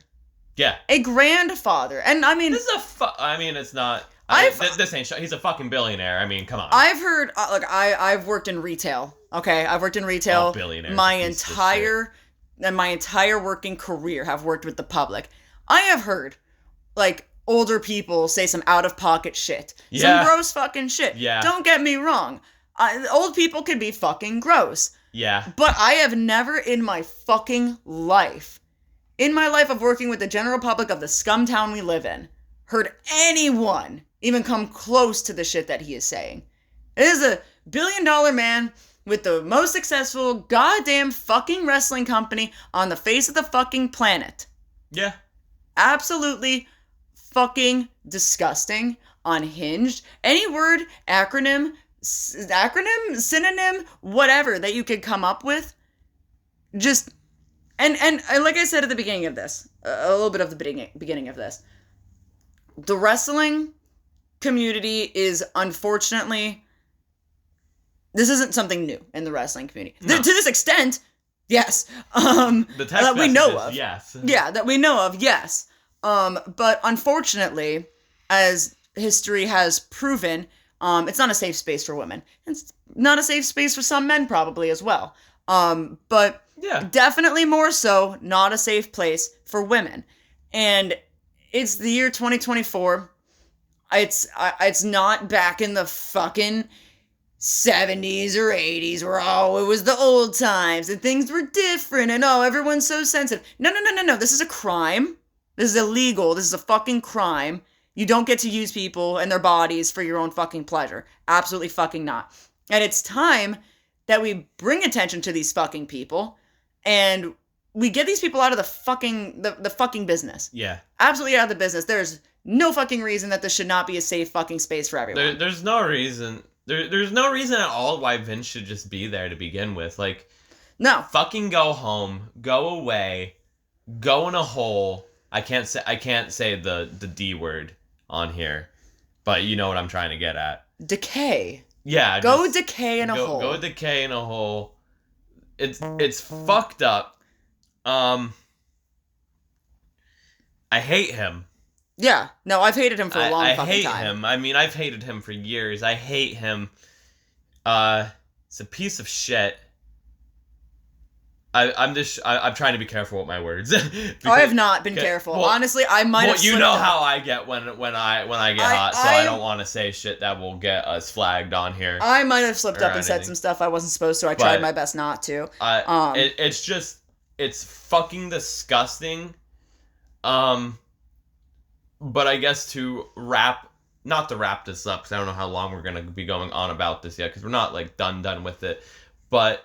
Going back to what we were talking about with The Rock being appointed board of directors. Yes. Of really, really odd timing. Well, yeah, and that's what I was trying to say of a little bit earlier, that like maybe someone on the inside knew that this information was going to be publicized. Yeah. And they were like, shit, we need to appoint The Rock somewhere. I have also heard possibly, now granted this came from my boss, Bruce. Hi Bruce, if you're listening. This came from my boss. He said he saw somewhere that Vince McMahon doesn't own anything left in the company. And if he did, it's an extremely small percentage. Because apparently... I mean, I'm not... Endeavor or TKO or something. I'm not in the stocks or whatever. Neither am I. Neither am I. But allegedly... I really don't know how much. I see on the internet. However, tagging along to that point, it was just released today that Slim Jim has pulled out of their partnership or their promotional thing with the Rumble for tomorrow. So I also seen reports of said alleged person that was also involved in this. That was the wrestler that was used for these favors. The guy with the piss kink, yeah. That he was supposedly going to be returning at the Rumble, but those plans have been axed. Well, I guess we'll see if I don't know how true that is. I've seen a couple of reports. If that is true, then that definitely means it's not the other guy. Yeah. That we were, because you know, but yeah. So we'll have to see about that. And then also, not to make this a tribalistic thing or anything, it's like I just brought this up. And like a lot of people brought up, it's just crazy how, I mean, obviously this could have just been the timing of when the court date was or whatever, or whatever. Like, I don't want to talk or any misword things, but the whole Chris Jericho thing happened literally the day of World's End. The day of World's End, because people were saying to pull the match. AEW's last pay-per-view, and now WWE gets the Netflix deal. The Royal Rumble is, as we're recording this, tomorrow. This was being reported yesterday, so 2 days before the Rumble. Again, the timing's odd. The timing's odd, but again, this could have been just something. Not the Jericho thing. We're not getting into that. No. But fuck Chris Jericho. Fuck him. But it could have just been the thing of when the court date was or whatever. Yeah. Like was the court date yesterday? Like I'm not sure. Yeah. Like I'm not sure what the date. I'm assuming if it just got released or. That's possible. Again, that I was not 100. I'm not 100% aware of. Yeah, I'm not 100% aware. But yeah, I mean, obviously it's pretty fucking serious. Yeah, especially if Slim Jim, a long-term partner. Yeah. Long-term partner. Yeah. Is pulling out. So we'll have to see where it goes from here. But where I hope it goes is that if there is any share that Vince McMahon happens to still have in his company, that it's gone. The Rock's taking your job, Vince. The Rock takes his fucking job. Just get him quite literally. It doesn't fucking matter about you anymore, motherfucker. Like, first of all, I'm surprised, like, this... I don't care if this sounds terrible. I'm surprised he's still fucking alive. I am so surprised that he is still alive, that he hasn't passed on from any sort of other causes, or the fact that someone hadn't, like, just gone for him. Well, if you know what I mean. People have gone for him. But successfully. Like, people haven't successfully committed another crime against him that results in him not being around anymore. Shout out to Bret Hart for punching him in the face. Yeah, honestly. Bret Hart was a real OG with that shit. With a towel on. With the towel on, man. Like, fresh out of the shower. Had a nice steamy shower. Comes out, just... It's it's just a fucking shame. Like, it's a fucking shame that people can't be fucking safe. Like, women can't be fucking safe in any fucking profession that they go into.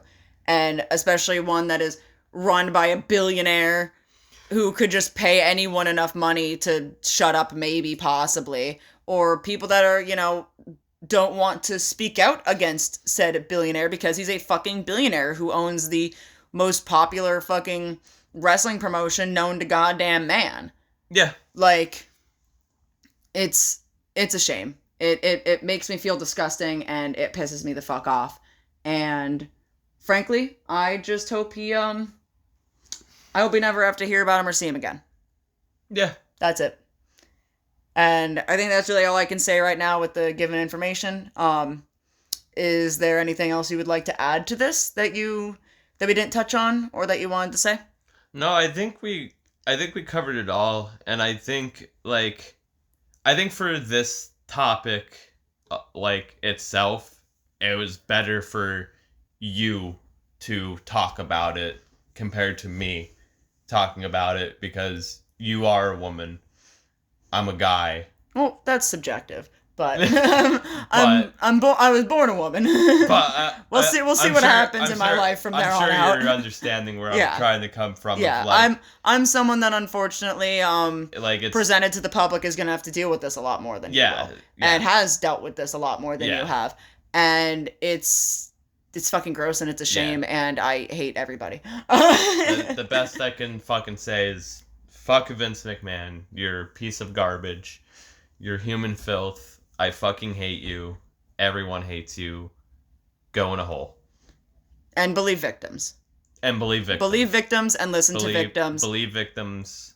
And again, if we're all here for you. I would much rather believe a victim and be proven wrong than believe a fucking criminal. And also, fuck Johnny Laurinaitis. Yeah. And the other wrestler that we cannot name. The dynamic dudes were a shitty fucking tag team. Go fuck yourself. They didn't do jack shit. Fuck you. And also the other fucking person that's involved. Fuck you. Go fuck yourself. And anybody else who may be involved that we're unaware of. Fuck all the pieces of fucking garbage. Fuck all of you. I need to write down the time. Is that an 85? Yeah, that's 85. 85 minutes in. Oh, Jesus Christ. When did we start talking about it? 57 minutes in. We've popped off for about 20 minutes about this. That's fair. Yeah. That's very fair. I'm just going to officially write down 85:32. That's when we stopped talking about this for editing purposes. Anyway, segueing into the next thing. Yeah, let's try and get on a little bit of a better topic. We're talking about Raw and the two whole things that stuck out to us on it. Out of this 3-hour episode. Yeah, seriously. Out of this 3-hour episode, two things to cover quickly here on it. Go ahead. So the Seth Rollins and Gunther segment. Their little promo. I enjoyed the interaction. It was fine. It was different. I hope Seth's okay. That's all I care about. Seth came out with the knee injury and everything. It seems I don't think he's gonna miss Mania. I hope not. But I don't know how serious it is. I never injured my knee or anything, but from what I'm reading, he might be good for Mania. But I also said it to you. I was like, what if they're just what if he is injured, but it's not as drastic, and they're playing it up as what if we just kind of work people into this? I just hope that if it is a serious injury, that I don't give a fuck if he misses WrestleMania. I don't. If it means that he has to heal and he has to get better, I don't give a shit how much time he misses. I just want him to be better, healed up, and I don't want him to be working on half of a knee. You know what I mean? He's just competing with Rey Mysterio. How many times he's his knee? Honestly. My left knee. But yeah, I mean, it was fine. It was cool seeing Gunther. He's the longest reigning Intercontinental Champion, but it's cool. Now they got Gunther here. Yeah. In the world title picture, it can happen. Well, I mean, I don't think it's gonna be Gunther and Seth. I think it's gonna be Punk and Seth, which is what we're gonna segue into next of Punk and Cody. The biggest AEW segment on Monday Night Raw. I mean, I like Punk. Controversial as fuck. I don't like Cody. The segment was good.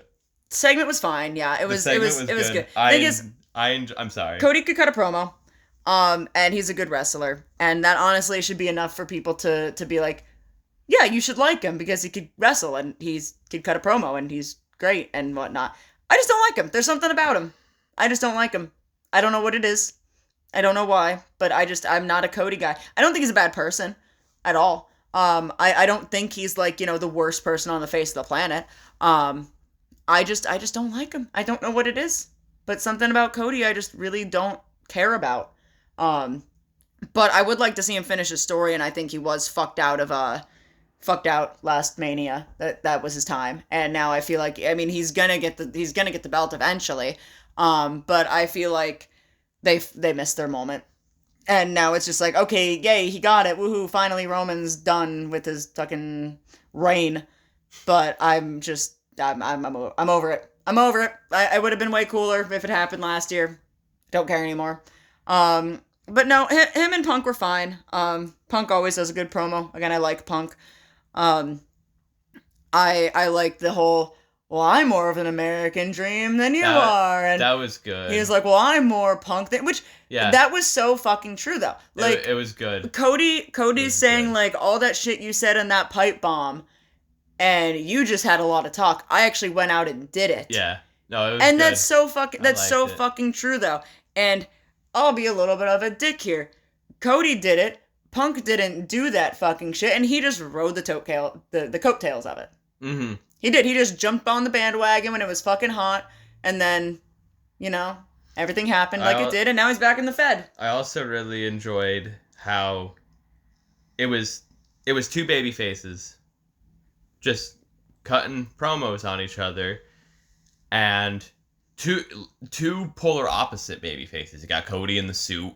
Mm-hmm. You got Punk in the street clothes. Two polar opposites. I liked how it ended of just Punk pulling Cody back in and just staring down at each other.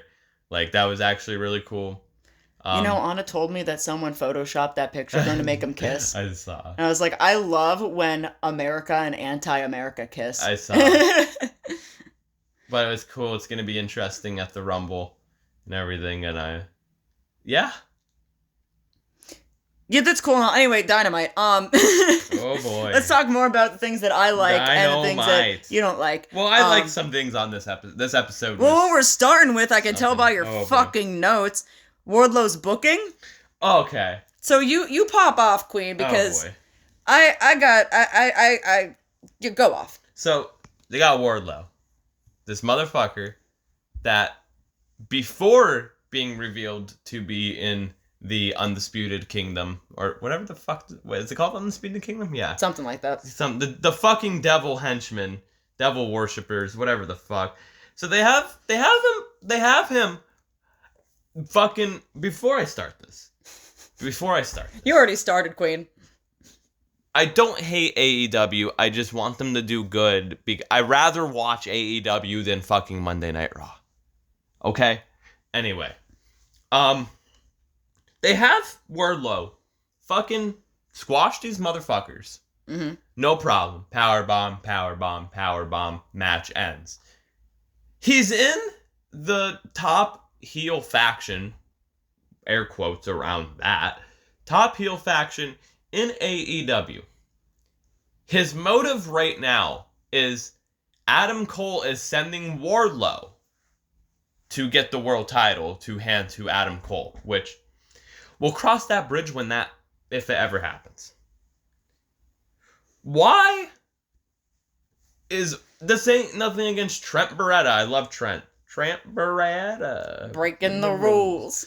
But why is Wardlow going 50-50 in a match with a tag team wrestler when weeks ago he was squashing local guys? Because, and this is actually more so talking about Trent's booking than Wardlow's booking on my end. It shouldn't have been Wardlow versus Trent is what I'm trying to say. I get that. That it definitely shouldn't have. If you're going to have Wardlow in a match, building up his stats for the rankings as well, have him face a fucking jobber, have him, like, But with the storyline that they're going with is, Roddy is going after Orange.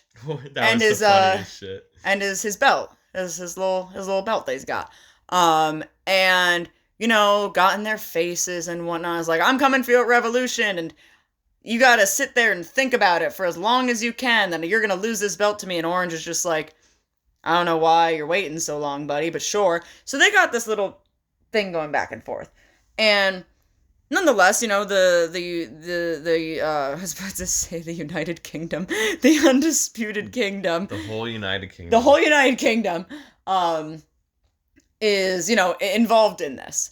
It's like a faction versus faction group type of thing, whatever. So we're gonna be building story around this and whatnot. So, I mean, what would you do? Would you take one of the people from the kingdom to go up against Trent? You could do Roddy and have it be Roddy versus Trent. No, Trent doesn't even need to be involved in this right now. Well, what I'm saying, I'm talking about Wardlow. I'm talking about Wardlow's booking. Yes. And that Trent doesn't need to be involved in this. It can be Wardlow versus a jobber, because Wardlow's motive is not the same as Roddy's motive. I get that, but they're in the same group. Roddy can be facing Trent. Yes, that's what I'm getting at. They're in the same group, right? It could have been Roddy and Trent, and that would have made a lot more sense. But they're trying to build Wardlow up as this guy. Sure, okay. Don't have him go 50-50 with the tag team guy. But they're also have been building Trent up as this guy, right? And Trent's doing this whole thing where he's turning heel. He's gonna be turned heel, and I'm gonna go off of your Orange Cassidy turns heel. I'm gonna go off of your statement saying that. Why is he facing a tag team guy? I don't think Trent's going to be a tag team guy. First of all, Chuck's out. He's injured. So there couldn't have been any Chuck in this. We could have had Danhausen. Could have had Danhausen. But or Orange. With Chuck being out and Trent possibly doing this heel turn thing, I don't think Trent's going to be a part of Best Friends for much longer at all. I think they're trying to... Where does this leave Sue? Where does Sue go? I hope... Does Sue turn here? Oh, man, that's I heat. hope she brings out cookies with razors in them. That's fucking heat. That would be amazing. Heat. I would love that. Oh, man. I turned Sue heel in a heartbeat. I started a riot. I think what they were trying to do is, yes, they're building Wardlow up as this guy, but they're also building Trent up as this guy. You can't have Wardlow squash Trent when they're trying to build him as this fucking dude. And you also can't have... You definitely can't have Wardlow be squashed at all. So, I think that until realistically... they get Goldberg. Yes. You does. agree? No. Get the fuck off my podcast. I think... Yes. Okay. Wardlow versus Goldberg, yes. Was it the best booking decision for Wardlow? No. I still think Wardlow looked fine in the match. He still won the match. He still did the powerbomb thing. The powerbomb is still fucking killer. That's all that matters. He still won. And Trent lost, and he was able to have that heat moment of just like angry and pushing off Orange and everything like that, and slowly starting to creep onto this. I think at the end of the day, it still did what it needed to do for both people. Was it necessary? Probably not. But I think it was fine. I don't think there was really anything overly to complain about it. I just wish they went about it a different way. I get that. I get that, but I think with what they ended up doing, it was fine. And I don't think, again, it was anything to really be overly angry about, because they both got their moment to shine and, like, further their stories of wrestlers and characters. The bell sure did ring, and they had a match, and the bell rang, and...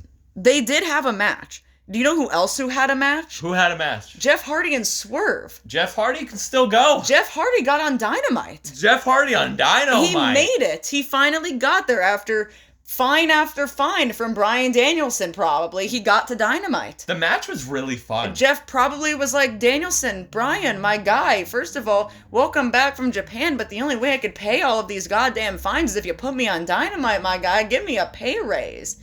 Because, man, he probably had a stack of them ready for him when he came back from Japan. That was a souvenir to him. Was a shit ton of fucking fines. The match was fun.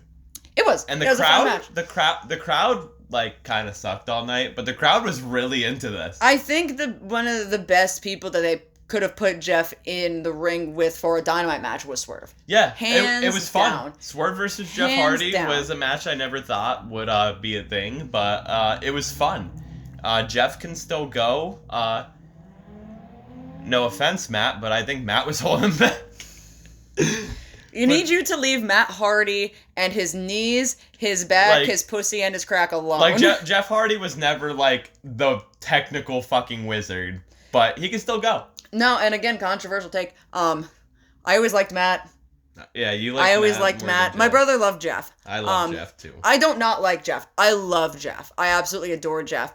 But similarly to my viewpoints with the Young Bucks, is the same as the Hardys, is I like both Matts better because I feel like Matt can't go as well, but I think they're both more well-rounded wrestlers. Like, Nick and Jeff are the flashy guys that do the flashy moves and whatnot, but Matt and Matt, I just think they're all around, like, more well-rounded, I guess is just the better way to put it. I think they're more well-rounded wrestlers and can do everything. Not saying that Nick and Jeff can't, but they're known for what they're known for, and they're fan-fucking-tastic at it. But I do think nowadays, obviously, Matt Hardy's got his problems, his body problems. It can't go like it can, and somehow, I don't know how, because again, Jeff's the flashy one. Somehow Jeff's body could still go. I don't get it. I don't understand it. I don't know what the man is made out of. Rubber bands. God, please, I hope Darby does not think that he's going to have that same fate. But he's somehow able to still go, and that is incredible. And I hope he can get on Dynamite more so he can pay off those fines. I really do, because I love seeing Jeff. I will never not love seeing Jeff and Matt. But along with Swerve doing Swerve things and being so fan-fucking-tastic at everything this goddamn man does, him and my boy, my yeehaw man, the hangman Adam Page, my guy, my dude, their feud, holy shit. I believe in wrestling soulmates, and I also believe in my cat, who's looking like he's gonna scratch our walls again. Hey, Ghost! Ghost is making a special appearance. Ghost is making a special appearance at the wall. Can you get the fuck down, dog? Can you? Hey, we're trying to do something over here. Can you? Ghost, say hi to the people. No, he's just gonna scratch the walls again. Ghost. Can you get up and, like, shoo him? Can you get him? You have to get up and shoo him away. I have to get up. Get the fuck up. All right. Take my notes. I'm taking your notes. So you get this podcast back on track. Yeah, let me get you guys back on up to speed a little bit. So Swerve and Hangman, I believe in a thing called wrestling soulmates. That's a very coined Twitter term that a lot of people use. But I do truly believe it, and that like, for example, Kenny Omega and Will Ospreay, wrestling soulmates. No matter what they do in the ring, they're going to be doing something fucking amazing. Tag team soulmates, Kenny and Kota, of course. But I definitely think Swerve and Hangman also fit that bill. It's just whenever they get into the ring, whenever they get into a promo battle, they shine. They better each other. It's incredible. It's absolutely incredible. Okay. What would you say about Swerve and Hanger? I'm enjoying the feud. Yeah? I'm enjoying the feud. I like their Texas Death match that they had. I always enjoyed Swerve, especially when he was in Lucha Underground. Hangman's always been hit or miss, but he's looking like Magnum TA right now. But I'm enjoying the feud, and like I said earlier, I like where it seems like where they're going with it now is with the rankings. Yeah. And that both of them are currently undefeated, and it's going to come down to them facing each other. And I dig the thing. It's going to be two wild ass matches. But I like the pick your poison stipulation that they're doing next week. Mm-hmm. So that's super fun. That's gonna be cool. I just feel like that's an excuse for wild, ridiculous. Oh God, yeah. Mark booking, but yeah, it's gonna be so good. It's gonna be so over the top. I'm fucking ready for it. Anything that either of those two are in, I am here. I am ready for it, and I will be seated. 100% will be seated. And something else that I'm always seated for, something that I could really go off on for hours and hours and hours. I will be seated for any single solitary fucking second that the Young Bucks are on my goddamn fucking TV, especially with this new gimmick. Let's talk about their new gimmick. Okay, first of all, I will start by saying I really do hope they shave those mustaches after everything has come out with the Vince situation. Or they could just reclaim them, and they could just make it a thing of like, no, we're reclaiming these mustaches now. This is our thing. All right, you're gonna know us for these mustaches. Did you see their new renders? Oh my god, they look ridiculous. They look so stupid. I love them. I love them so much. They are the dude. This shit. I know your take on this about that they should have done this a little bit ago. They should have done it earlier. That they should have done this with the CM Punk situation. So that's what it seems like they're going with. That was the first week of the interview where it was. They should have, if they were gonna do this, they should have done it with, they should have just talked shit out and everything, not to get into the whole brawl out thing. But I did like how they're just being asshole EVPs backstage now. Mm-hmm. I like that, and that is because gimmick infringement. I had that gimmick before in Backyard Wrestling, like it fucking matters. I will let you pop off about that because I will gladly be sued by the Young Bucks. Yeah. If that's what I have to do to meet them, dude. I didn't trademark shit. So. I'll bring my hand painted jacket and I'll be like, hey, sorry that we have to meet this way. Can you sign this by chance? I worked really hard on this. Can you sign this? But yeah, that's my take on the gimmick. So I don't hate it. I just gotta see how it's whatever. I fucking love it, and I'm not trying to keep a bias. But, the bias is going to play into a little bit to this. The thing is that I love the most about the Young Bucks is they play into shit. And especially heel Bucks. Not that I don't love babyface Bucks, because I do. But heel Bucks, like, to me, this is a situation of Hangman's not getting booed. Kenny's not getting booed. The Bucks are getting booed after everything transpired. And to me, this is the Bucks saying, okay, you're going to boo us? You're going to boo us regardless? Well, we'll make you boo us then. We'll be these assholes that everyone thinks we are. We'll be these uptight, stingy EVPs that have so much power in the back, that do so much to run this fucking company. We'll do that. We'll really portray ourselves as the people that you guys think we are. And I fucking love that shit. I love when they fucking play into it. And these people got so fucking mad about it. As soon as this whole thing started, the whole first interview, people are getting like, oh my god, look at the Bucks, and they're doing this, and oh my god, these fucking little dicks, these fucking assholes, and whatnot. They want you to think that way. They're allowing you to think that way and continue to think that way. They're playing you, dude. They're fucking playing you, and they're so fucking smart for that shit. They always will do that shit, and I love it. Like when they created AEW, and everyone's like, oh, the Bucks suck now. They sold out. And they're like, okay, we'll walk around with fancy shoes and obnoxious clothing, and we'll play the sellout part. And they did so fucking well. And I'm happy that we're kind of reverting back into this, but like a little bit of a different twist to it. So, of course, I'm excited to see where this is going to go. I am so fucking excited to see where this is going to go. Oh, one thing that we're not excited to see where it's going to go is the Trios Championship matches and the stupid bookings around the Acclaimed and the Mogul Embassy, because apparently you were mad about that. It's fucking... Where's the logic? Where's the logic? So... They got attacked. That's the logic. No, yeah. They got attacked. So, how... We're bringing the rankings back, mind you. But how the fuck...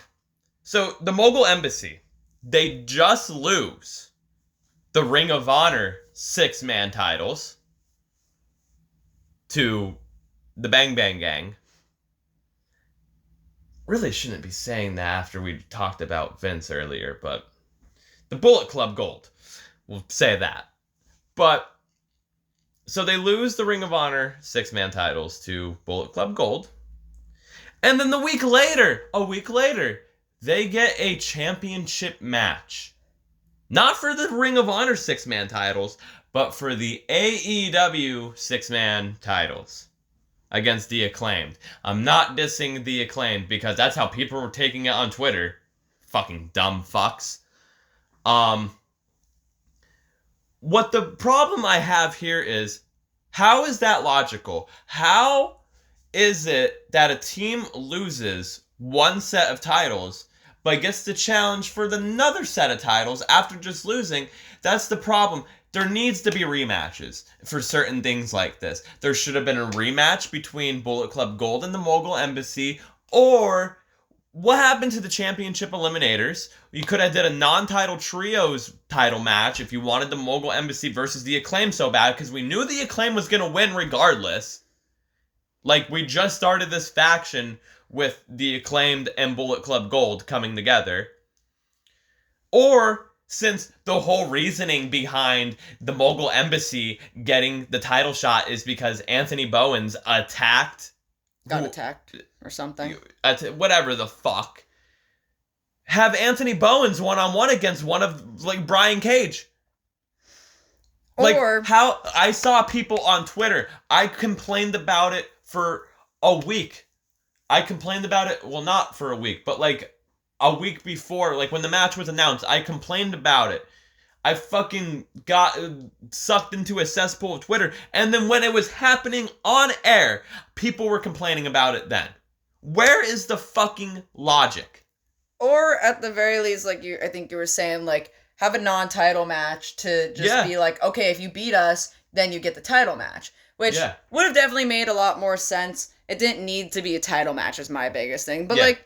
I mean, I get it. Again, like, this kind of ties into the Wardlow and Trent thing a little bit of just, like, granted, Trent wasn't attacked by Wardlow or anything, but they're kind of in a feud with, like, each of these factions are in a feud. So, okay, let's build it. Let's throw a match together. Same thing. They got attacked. Okay, let's build it. We can make a match off of this. Make a match off of it. I don't think it needed to be a title match at all. They could have done a non-title match, built the story a little bit, had Mogul Embassy win, and then have a fucking title match. Like, no offense to, like, Billy Gunn or anything, it could have been Max Caster and Bowens versus the two... not Gates of Agony? Yeah, Gates of Agony. Yeah, it could have been. Also, the problem is just too many fucking belts. I didn't really, I love the Acclaimed. I do. I didn't really care too much about the match. I was like, it's fine. It was fine for what it was, but... We were setting up our social media for the podcast during that match. I was also watching as this match was going on, but... I didn't watch a single thing of this fucking match. I was just like, why the fuck is this happening? But it was fine. It wasn't like show-stopping, great, amazing, fantastic, beautiful, gorgeous. It was fine. It was fine for what it was. But you know what was also great for what it was amazing for what it was just something that I never thought would be coming out of my mouth was Copeland and Suzuki. What the fuck? It was a match, and the bell rang, and it happened. It was the Cope Open. The Copeland, the Oakland Copeland. It wasn't like the greatest fucking thing on God's green earth, but it was two dudes punching each other. It was two murdered grandpas. Is that duking it the fuck out. Is that your murdered grandpa? Is he a grandpa? He is not a grandpa. He's not a grandpa. His daughters, I think, are way too young to. They're like children. I think they're very small kids. Oh. I'm unaware of their ages, but especially with his feud. I don't even know if Suzuki's like a legit grandpa. I don't know either, but especially with Copeland and fucking Christian's feud and whatnot, and when Christian was talking to the camera and saying like, "I'm gonna hurt Daddy's never coming home." I think they're like children. They're young. Children, yeah. But he's a dad, so at least a dad duking it out, you know. It was just cool to see Suzuki. Yeah, it was cool. It's always cool to see Suzuki. It's cool to see Edge, Adam Copeland still wrestle. So yeah, it was fun. It was great. I enjoyed it. Nothing to hate on, but it's cool. Glad it happened. Glad I lived through it. All right, I guess we're moving on to TNA now.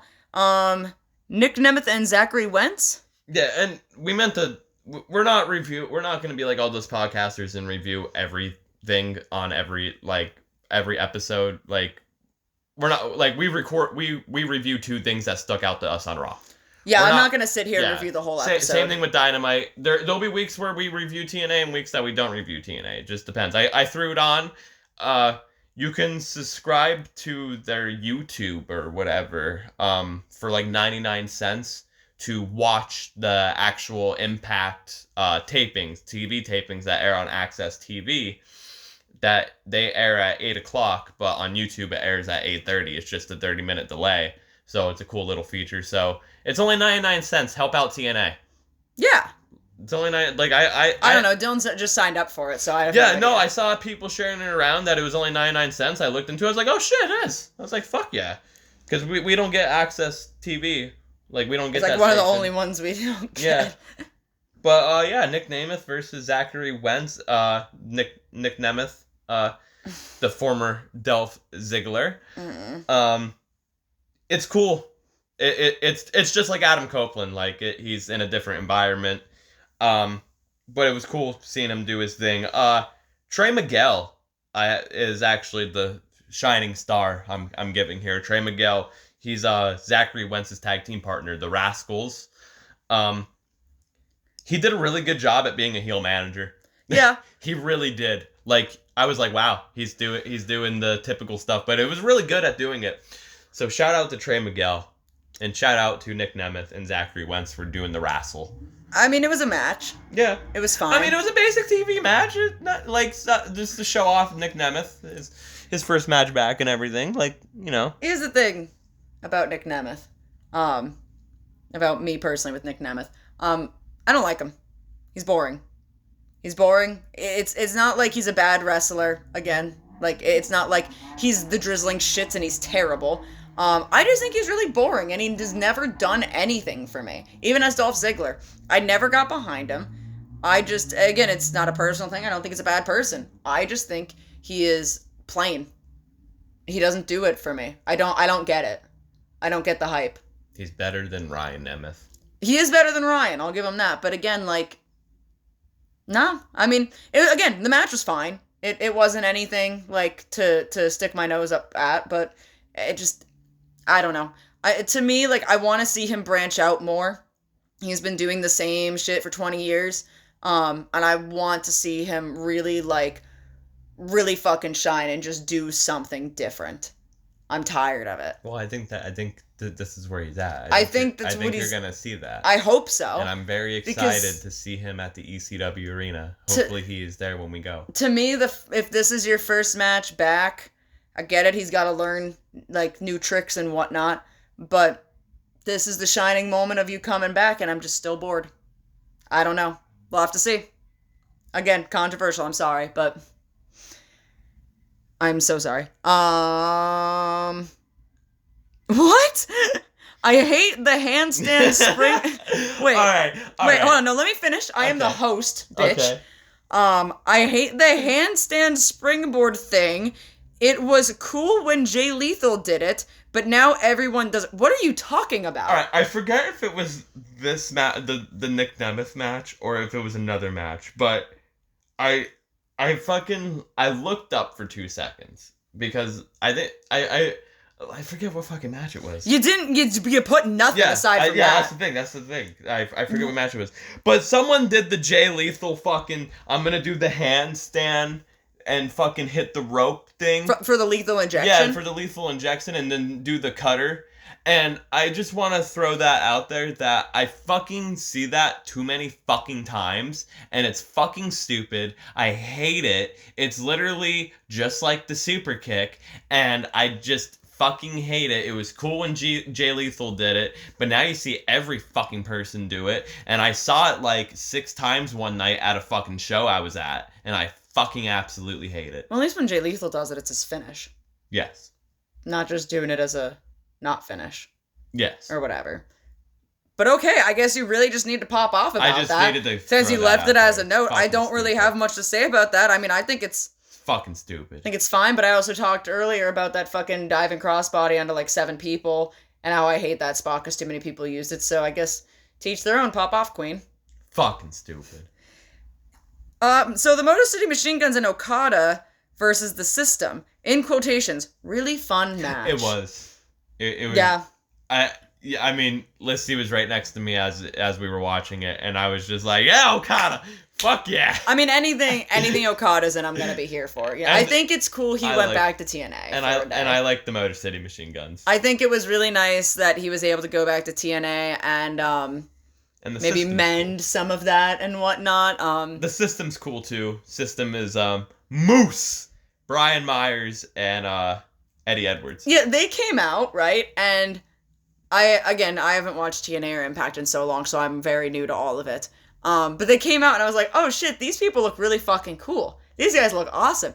And then Dylan was like, you just think they look cool because they're wearing green and black. No. And I realized that it's just a subliminal thing in my brain that if you wear green and black, I think you're cool. And that's probably what started my love for Aussie Open.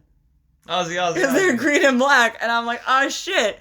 God damn, apparently that's just implemented in my brain now. But yeah, I'm excited to be of TNA because I'm excited to see more of Motor City Machine Guns.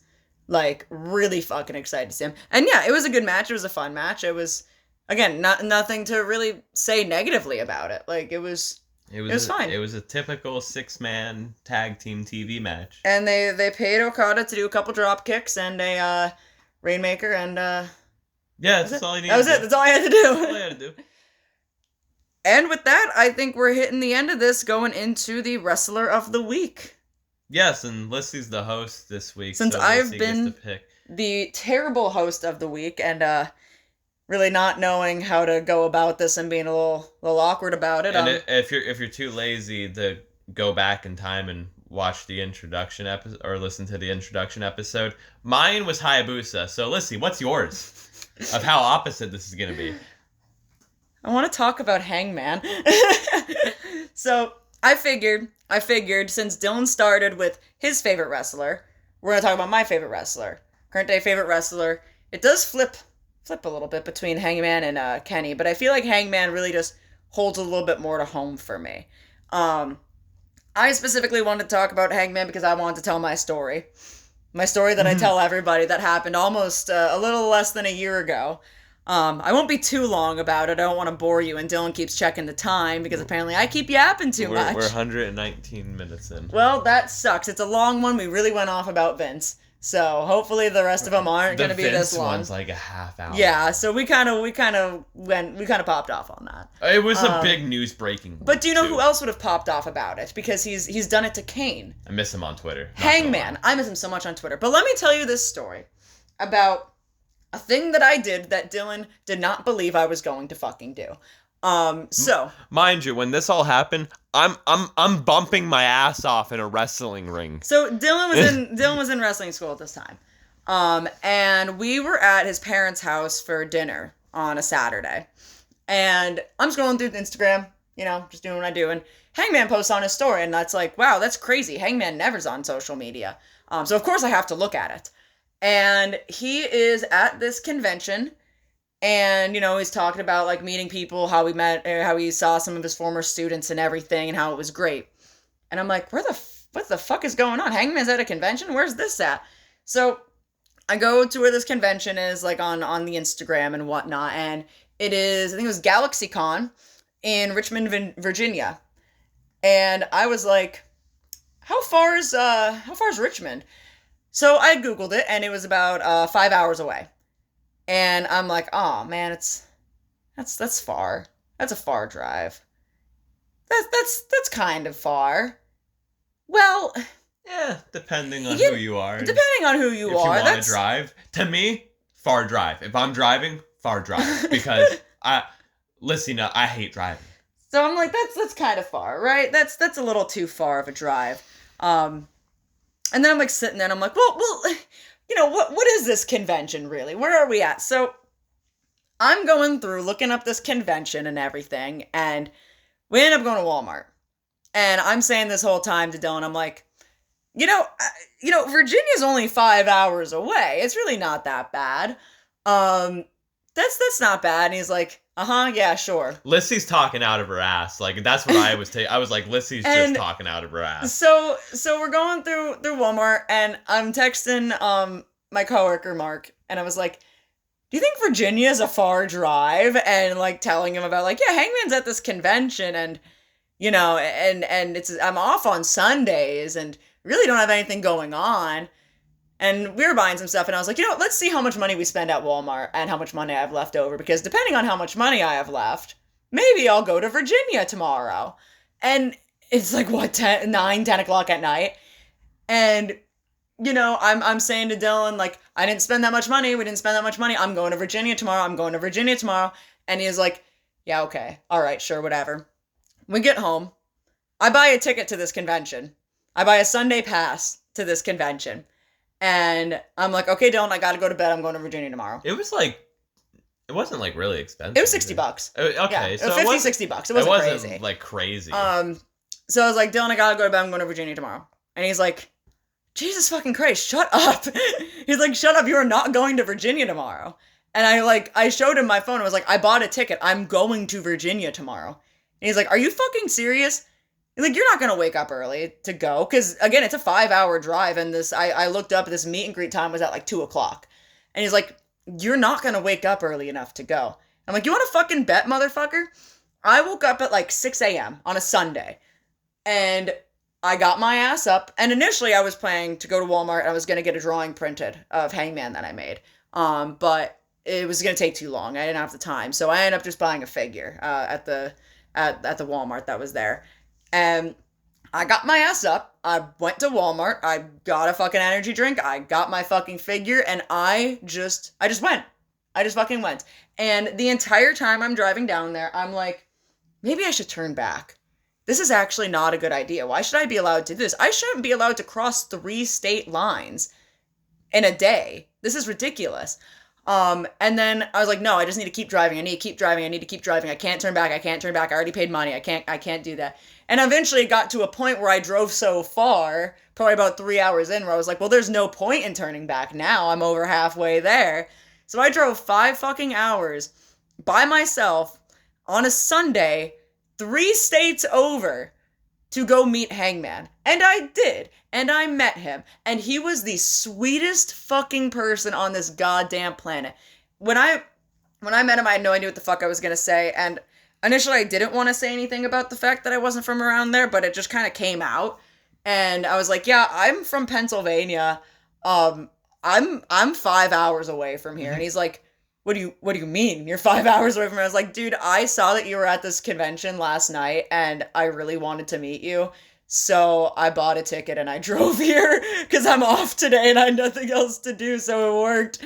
And he was like, are you fucking serious? So we had a nice conversation and we did a photo shoot, and I was with him for probably about like 15 minutes, like just fucking talking to him and hanging out and whatnot. He said specifically we had to do a photo shoot because I drove so far and that he had to make it worth it. And I was like, honestly, just being here is making it worth it. But he was so fucking nice, dude. Like, it was so insane to me how much of an absolute angel this man is. And to me, he means so much to me because of what he represents and who he is as a person. And even off screen, again, like, you know, constantly talking about like women's rights, LGBTQ rights and everything, and going after fucking Kane and whatnot. Like, he's just such a good fucking person.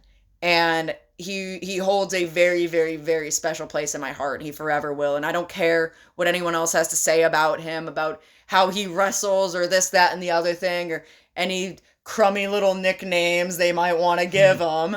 I think he's fan-fucking-tastic. And, I mean, again, his in-ring style's great. His character is fucking great. Everything he does to me is just great. It's gold. And I don't think there's ever going to be a time I don't love him. And that's, I got a tattoo for him. I have a tattoo on my arm that says, the medicine is not working, but I'm still here, because that is a quote from one of his promos that has really pulled me through a lot of difficult times and a lot of stressful times in my life. And if I didn't love him, I wouldn't have fucking done that to my body, if I'm being honest with you. But yeah, so do you have any sort of feelings to discuss about Hangman? He's all right. That is so rude after I just poured my heart out. He's all right. No, like, I like him. I don't hate him like other wrestlers, but like, I enjoyed him when he started in Bullet Club. I enjoyed his early AEW run. Kind of fell off a little bit with like the whole title thing and getting sucked into the whole Punk mess and all of that. And whatnot, he's starting to come back around a little bit more, looking like Magnum TA and all that stuff. But like, what made you like Hangman? So, I mean, when I first saw Hangman, because again, I got back into this a little bit later. When I first saw him was when he returned after having his baby. And he came back and won the Sonic Ring or whatever it was. The Sonic Ring. And then that led into his feud with Kenny.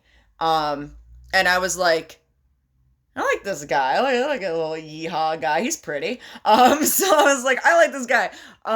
And you know, then I kind of deep dived a little bit more into it. And I was like, oh, okay, story with him and Bullet Club and the Elite and getting kicked out of the Elite, and then after getting kicked out of the Elite and, you know, then building himself back up and, you know, having faith in himself and everything like that. So when I first was introduced, it was, bless you, when I was first introduced to Hangman, it was when he won the Sonic Ring or whatever for the World Title Championship match.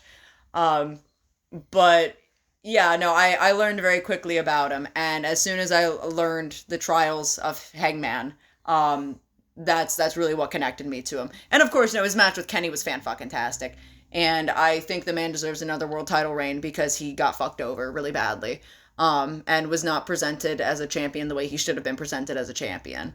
But, yeah, I mean, again, I could talk about Hangman all fucking day, every fucking day, but if I keep talking about Hangman, this podcast is going to be even goddamn longer than it already is. So unfortunately, I think we must... Well, I was going to ask you, like, 2 more questions regarding Hangman, because it's only fair because you like asked me these questions about Hayabusa, so I was just trying to make it fair. Okay, well, LOL, JK, never mind. Silly me, I'm such a bad host. How can I be so rude? Okay, continue, sweetie. What's your favorite Hangman match? Oh, easy. Hangman and Kota Ibushi. That's my favorite match of all time. From Ring of Honor. From Ring of Honor. That is my... Remember, I told you that's my favorite match. You gotta let the people know what company. That is my favorite match, and I know you were like, that's fucking crazy. It is a random match. It's I don't know. Nothing against Kota. Something about it, just that match, it makes me so fucking happy watching. I don't know what it is, but hands down, it's my favorite match of all time, and that is my favorite Hangman match because, well, it kind of has to be parallel. Favorite, like, you have a favorite moment that sticks out that's not like meeting him? Meeting him. Well, definitely the medicine is not working, but I'm still here promo. That was a really good promo. Again, I have it tattooed on my body for the rest of my life. That I before I even got the tattoo, I thought about that promo like every single fucking day. Every single goddamn fucking day.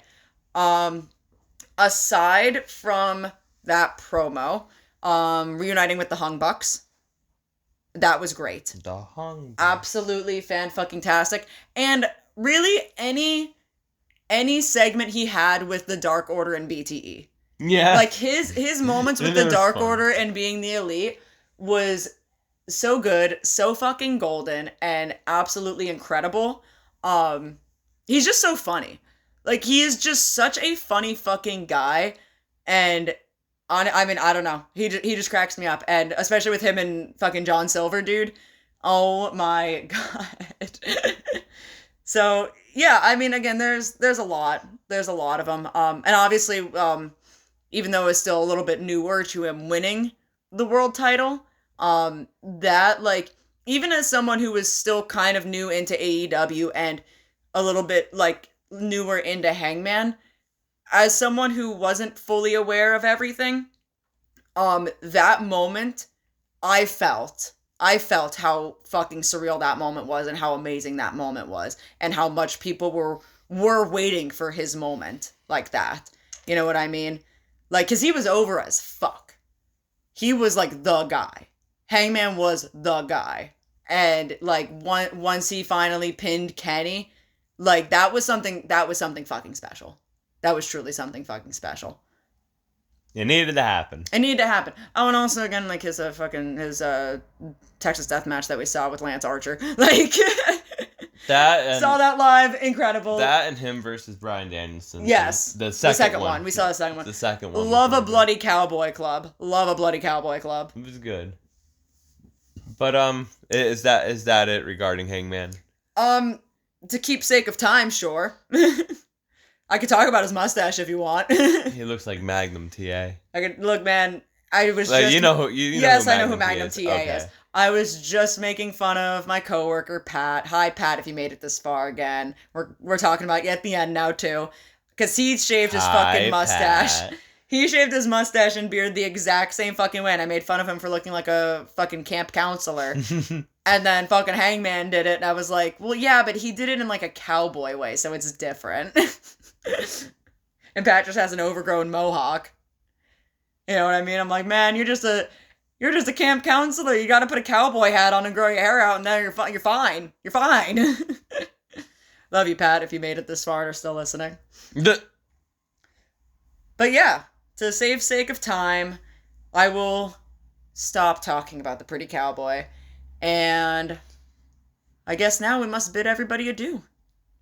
Well, before we do that, we have social media now. Oh, yeah, we do. We have social media. So we have an Instagram. We'll put the link in the description. Or the username or whatever. We'll put the information in the description down below, right beneath us. But if you, for some reason, don't want to go to the description and click it, it is still just Talkin_Wrasslin_ podcast? Pod? What do we got? Hold on. I don't even know. We're so bad at this. Let me pull it up. We are terrible. We're unprofessional. I think it's pod. I think I typed pod. It's getting wild. Okay, it is Talkin, as it's spelled, Talkin_Wrestling_pod. Wrasslin_pod. Yeah, Wrasslin. So yeah, I was right. Just like how the podcast is called Talkin Wrasslin. I was fucking right. You know, I need to stop second guessing myself. Yes.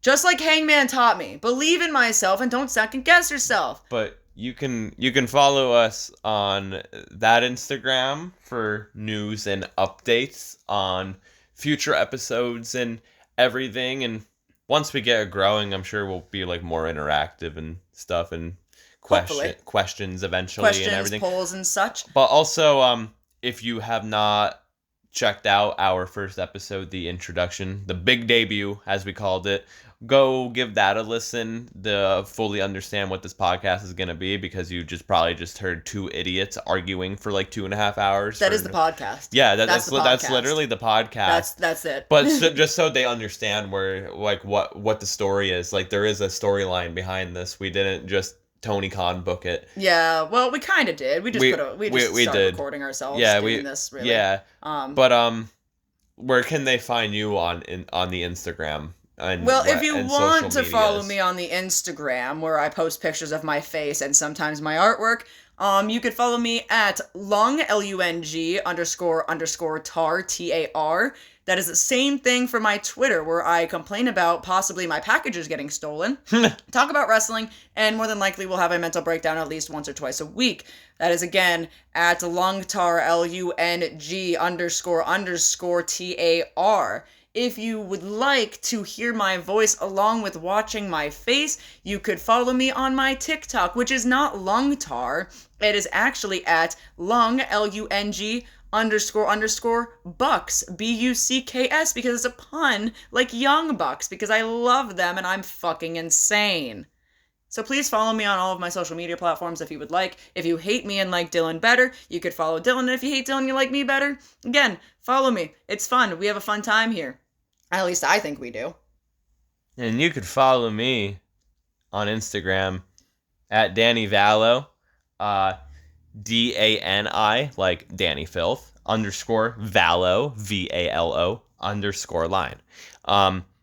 You can make an attempt to find me on Twitter. I don't know if you want to or not, because it's a cesspool. Dylan's terrible on Twitter. He's the worst on Twitter. I hate it. I hate using it. I often think about deleting it. I think you should. I think it'd be better for your mental health. But if you listen to the first episode, you would know that it's me by just if you found it. You can also leave a comment, subscribe to the YouTube. share it with a friend, your grandmother, your grandmother's grandmother, your mother's mother. Your grandfather that your probably grandfather. remembered going to Territory Day Yeah, shows and would like to make fun of share me. it. Clip stuff out of context so we start beef with other podcasters. That would be fucking hysterical. I swear to God, Dylan, I will find the angry man yelling at a cloud and I'll make him a Young Bucks fan. Also, turn on notifications if you want to keep up to date, like when we upload stuff. Like I said in the beginning of this, but just to wrap it up, we were recording this during Friday Night SmackDown. We didn't give a fuck about it. I couldn't even tell you what happened on Friday Night SmackDown. I saw LA Knight on there. That's about it. We're on to the weather now. Yeah, we're on to the weather right now because I never changed the channel. But we are recording this a day before the Royal Rumble and the day before Collision. When you hear this, it will be Tuesday. And then part 2 of this episode, there will be a part 2. It will be episode 2. It won't be a Wrestler of the Week in that episode or anything. It will just be a continuation of this, but it will be us reviewing the Royal Rumble, and talking about what stuck out to us on Collision as well. And that'll probably be up the day after, so Wednesday or even Thursday, depending on editing and everything. That probably won't be as long as this episode is. Again, we popped off about Vince. We're going to try to not make episodes this long. It was just a very big news-breaking week with a lot of things. A lot of things happened very quickly. Yeah, a lot of things happened, so we were just covering a lot of things going on and everything. Well, a lot of things did happen, so we covered a lot of things. Yes, we did. But we do appreciate feedback. Give us feedback. Are you enjoying it? What do we need to change up? Anything? What do we got to do differently? Maybe. What if you got questions too? We'll answer questions. That'll be cool. Also, if the one thing that you're gonna say to do differently is audio recording, please do not come for us for that. We do not have a lot of money to be buying microphones right now. We're starting off small, goddammit, okay? We kind of just decided to start doing this, and we're just using what we have. Look, goddammit. We're the ECW podcasting right now. Well, hey, maybe at some point we'll get new microphones and have some cameras set up, and you can actually watch us talk and see how many times I eye roll at Dylan and how many times he wants to strangle me. But just see it right on camera. Just see it right on camera. But yeah, I think that's where we're gonna end it for today. Like Dylan said, thank you guys for watching. Follow us if you would like. Like the video, share the video out with all of your friends, families, and people that you hate. And we will catch you on the next one. So thank you guys, and bye. See you next time.